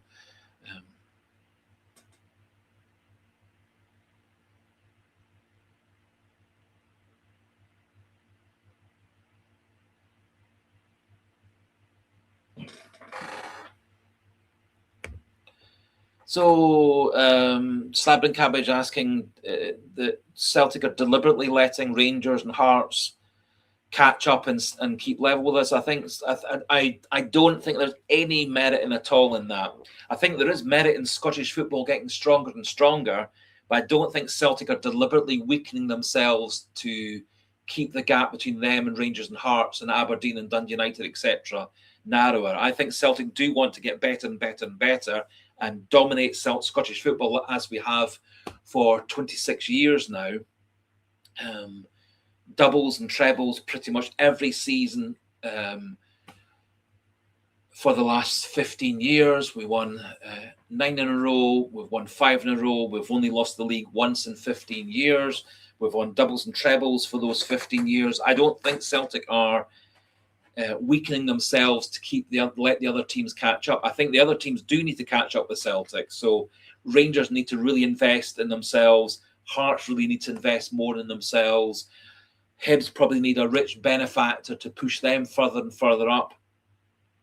And the better quality of players that Scottish football can bring in, the better Scottish football is going to be, which brings the coefficient for the Scottish Premiership back up to the levels we were at 5 years ago, when Rangers were doing really well in Europe with getting through to the final of the Europa League when they lost to Eintracht Frankfurt. And at that point, Celtic were good enough to beat that same Rangers side that were runners-up in the Europa League. They won the league, beating that team. So I think there's no merit at all. Personally, I think there's absolutely no merit in Celtic deliberately trying to keep Celtic weak to keep the other teams close to us. I think the board members, the executives, the financial people like Celtic winning doubles and trebles every year. I think they like Celtic getting into the Champions League more often than not. Admittedly, last season we didn't get into the Champions League. We did get into Europa League. We did get through to the second stage. We lost to a very, very decent Stuttgart team.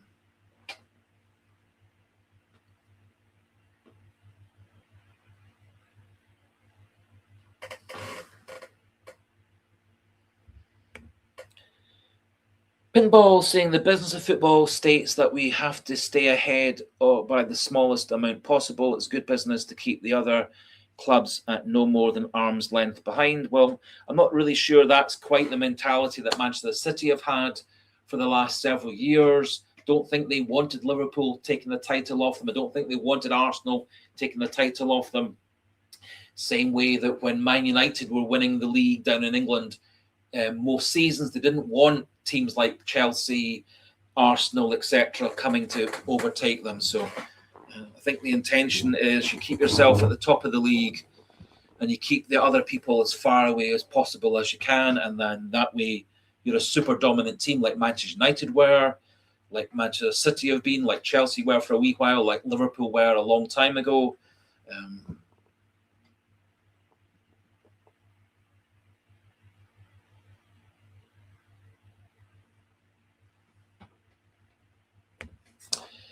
Clashman Numpty, Kalmark, Engels, Johnson, Maeda, Nygren can all leave. Nobody's bigger than the club, but where's the forward planning? Where's the investment of transfer fees? Answers in a postcard. I do agree.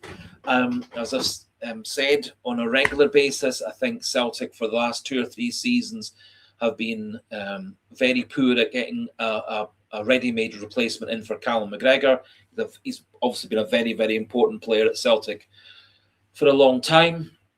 I do think we have to. I'm not convinced at this point that I don't think Alistair Johnson's leaving. I don't think Nygren's leaving. I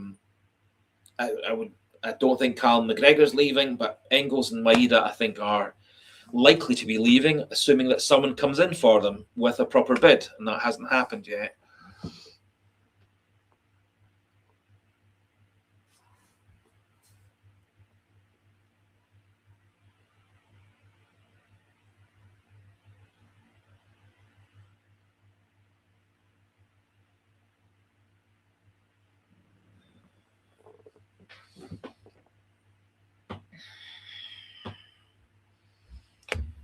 Oh, Gary Simpson, no structure, no ambition, no communication. I would certainly agree that Celtic, like most football clubs in the world, is very, very good, very, very bad at communicating what's going on behind the scenes, very, very bad in communicating what's happening in transfer markets, players coming and going. All football clubs are bad at that. Celtic probably are worse than many. I think Celtic do have ambition. I've talked about that before.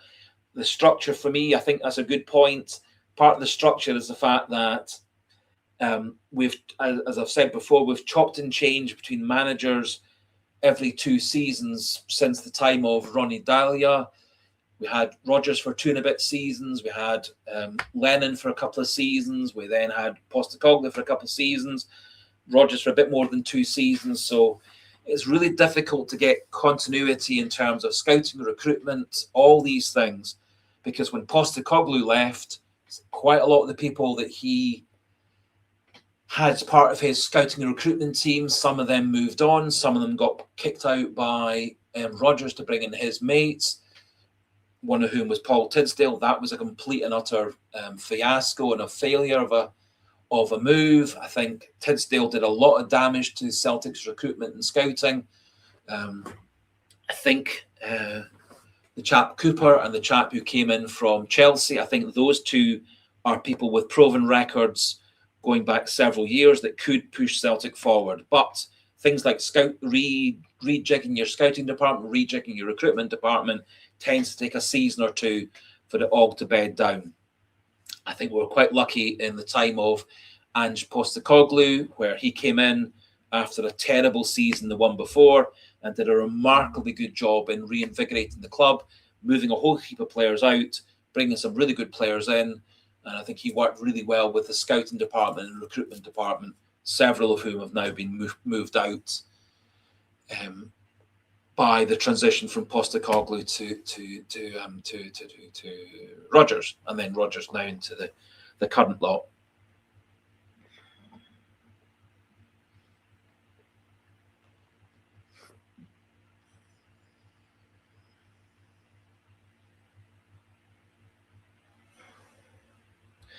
Well, I don't personally see us holding back in terms of, I don't see us deliberately holding back to keep other clubs close to us.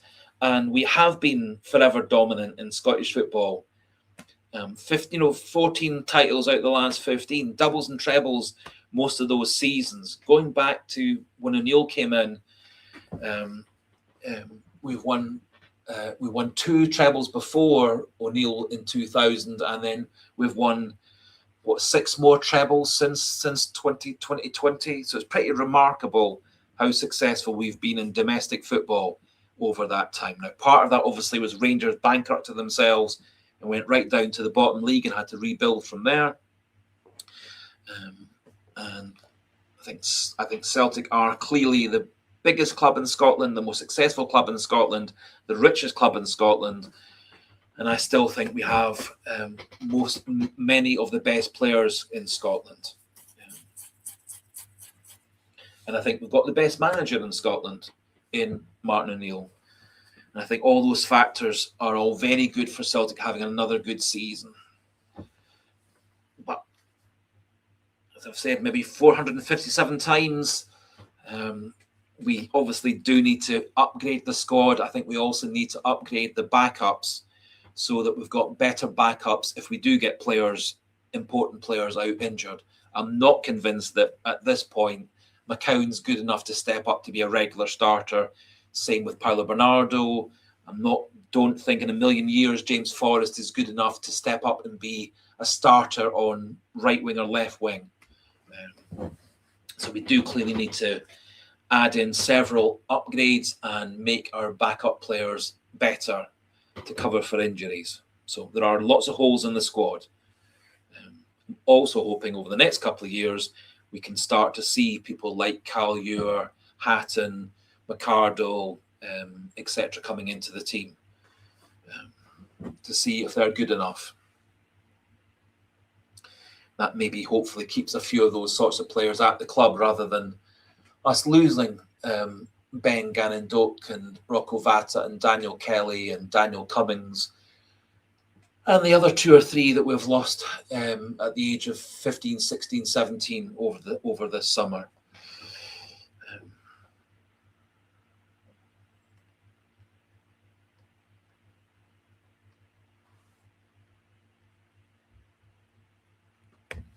Fair enough, Slab and Cabbage. I apologise for causing you distress. I'm just simply saying what I think. And if people agree with me, super. If people disagree with me, equally super. I'm just trying to give my opinion. And I'm sorry it's causing you physical discomfort. That's not the intention.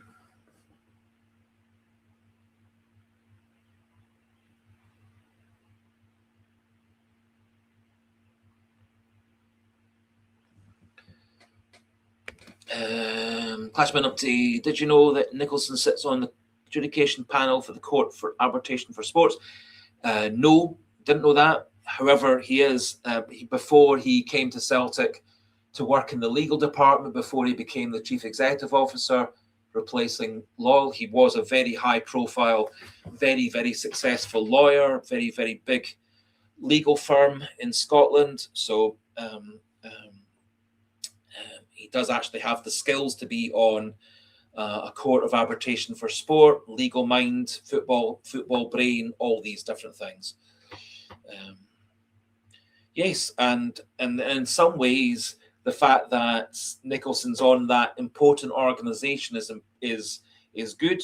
Same way that it was good that when Lyle was closely involved in the club, he was involved in several different pan-European organisations. He, from what I know, is even though he's no longer Celtic's is no longer Celtic's chairman, he still retains an important role with the European Club Association group, which obviously does give Celtic some power within UEFA, some power within European club football, which I think is an important thing.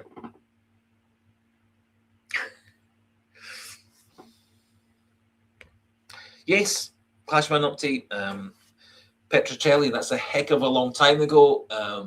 My memory about Petrocelli wasn't actually that well. He was actually quite poor because he lived in a caravan or something, but maybe I'm mixing up TV lawyers. But he certainly had a 100% record winning his cases, same way that for even older listeners and watchers, Perry Mason never lost a case either. But no, certainly Michael Nicholson is very well paid. Somewhere up towards £750,000 a year, supposedly. Who knows? That roughly seems to be what it says in the Celtic accounts. Plus, if he is getting additional payment from the Court for Arbitration for Sport, all well and good. But, and I say, I think it is actually important for Celtic to retain some form of involvement in top-level European organisations, UEFA, European Club Association, all these different things, and a degree of importance within the decision makers within Scottish football, the SPFL, the SFA, etc., etc.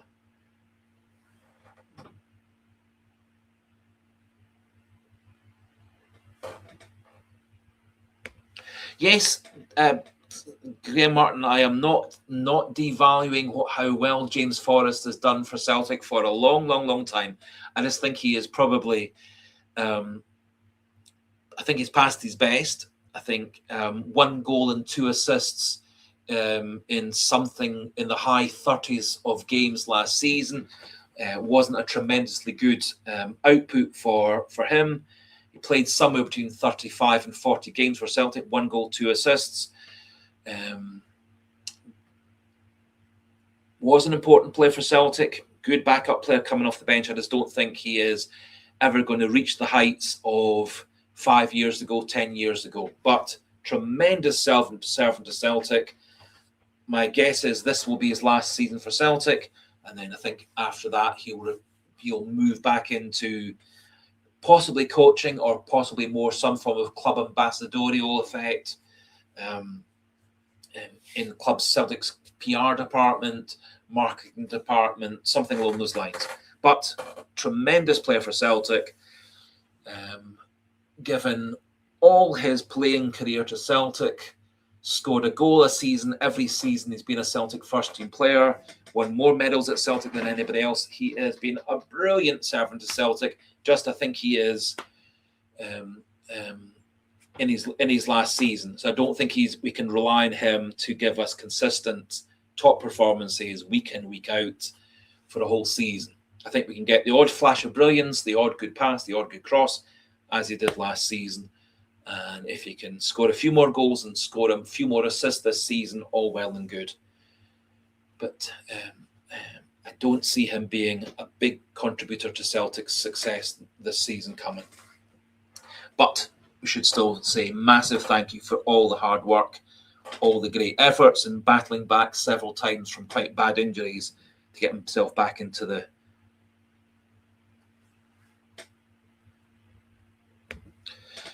Clashman Umpty. That was Jim Rockford. He lived in a caravan, but my memory of Petrocelli, and I might be wrong, was that he was living in a caravan and building a house. As I said, it's about 40 years, I think, since maybe even more that Petrocelli was on the television. So yes, Rockford lived in a caravan as well. My memory was Petrocelli lived in a caravan whilst he was building his own house. And at the same time, he was working as a lawyer and winning court cases and never, ever losing. Anyway, we kind of got sidetracked from talking about Celtic to talking about TV lawyers.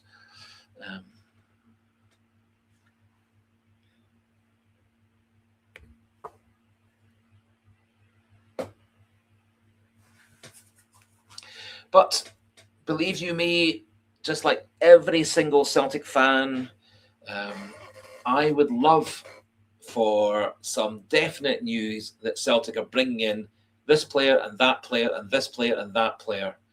As I said, at the moment, we've got lots of rumoured stories, lots of players that Celtic are reportedly negotiating for. O'Neill says that there's a contract there for Iheanacho to agree to or not agree to. I dare say there might be some negotiation on top of that. Several stories saying that Celtic are in deep negotiation with Oviedo for Hassan. Several stories saying that Celtic are in negotiations for Dinko Horkas of coming from Spanish football. Some stories Celtic are going for another Egyptian player who had a great World Cup, Assam.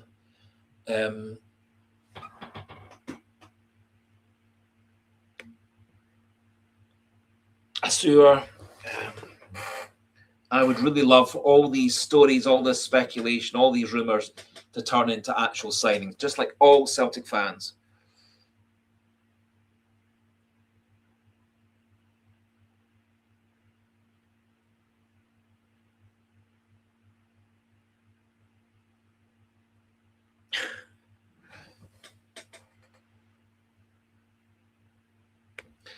Thank you for those kind wishes, Paradise. Huddle, you never walk alone. Hail, hail to you as well. God bless you as well.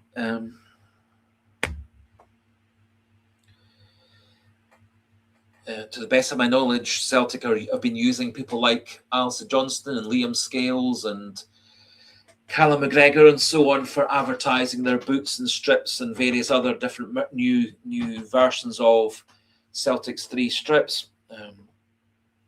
As I've said a million times before, there's no compulsion. You don't have to buy Celtic's new training gear. You don't have to buy Celtic's new strip. It's purely voluntary that you buy strips or don't buy strips. I haven't bought a Celtic strip myself for many, many years.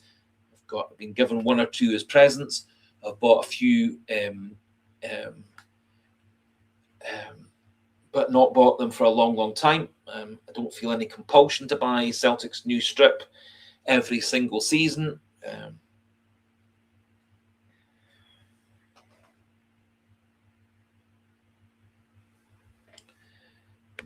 Yep, Graham Martin, always noise. Celtic think next week another big signing. Yep, and I think part of it, as I've said a couple of times already on this evening's live stream, I think a lot of stories are made up by fan sites, football fan sites, journalists, pundits, TV stations, radio stations, supposed transfer experts on X and TikTok and Facebook and all these other things.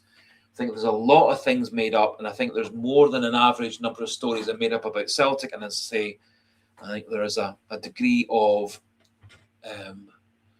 deliberately stirring up controversy and stirring up antagonism created by journalists working for several different other Scottish newspapers who traditionally have not been big fans of Celtic. But I do agree there's an awful lot of noise going on around Celtic. Some of the stories are proving true. Many of them are proving untrue. But what tends to happen is the more players that Celtic are linked with that then never come to Celtic, it tends to build up this antagonism, build up this toxicity behind the scenes, builds up more and more frustration amongst us fans, which I think is counterproductive for keeping Celtic on an even keel this season.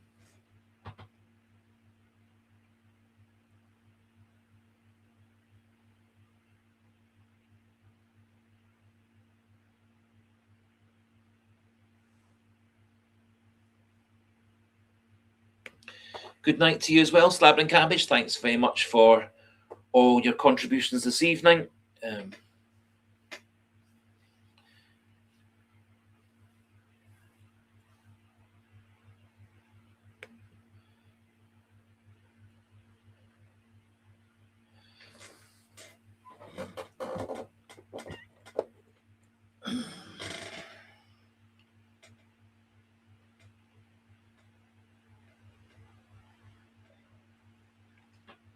Anyway, I think with it now being 3.5 hours into the live stream and it now being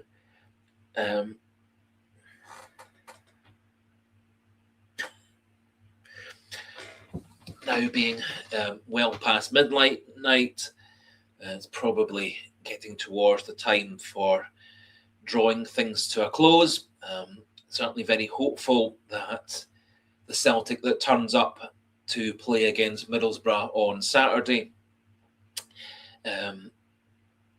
is a stronger team. Hopefully we play the first choice players and the key backup players for the entirety of the match. I don't think any of the young players has done well enough to push themselves into first team reckoning. I think a few of them, Kennedy, Ewer, Hatton, have actually shown signs of promise. I think a few of them have shown they're not quite ready for the top level.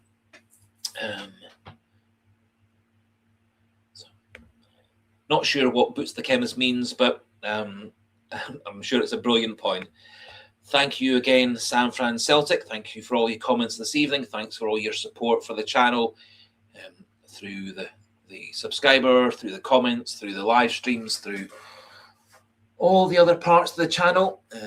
In a few weeks' time, the channel will be 3 years old. The subscriber numbers have been going up really nicely just recently.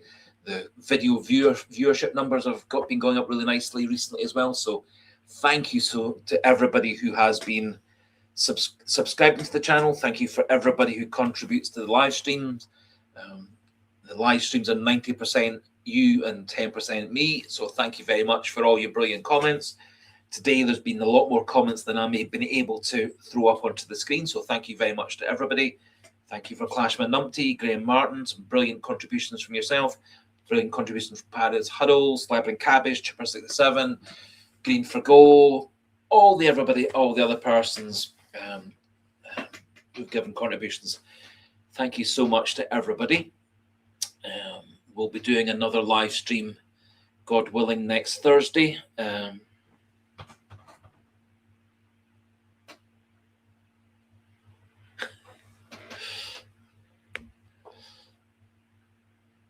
Oh, lovely. So good luck with your house moving. Good luck with your mowing the lawn, etc. To the best of my knowledge, the weather is going to stay good for the next few days.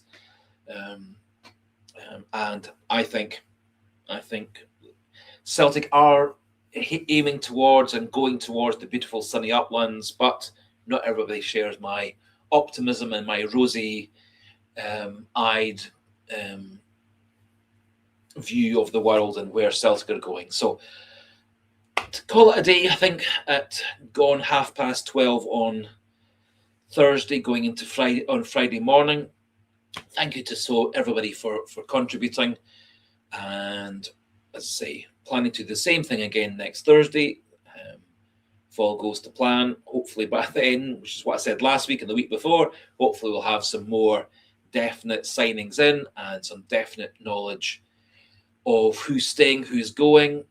I think by that time we'll have our World Cup 8 back into the training squad, hopefully in time for playing some minutes against AC Milan in our last friendly, and then all being ready for. Thank you very much, Gary Simpson. Thank you for saying it's been brilliant chat. God bless you as well.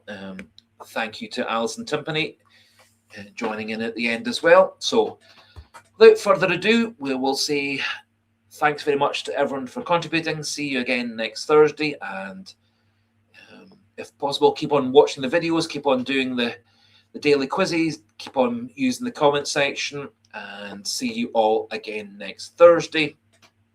And so until then, goodbye and hail, hail.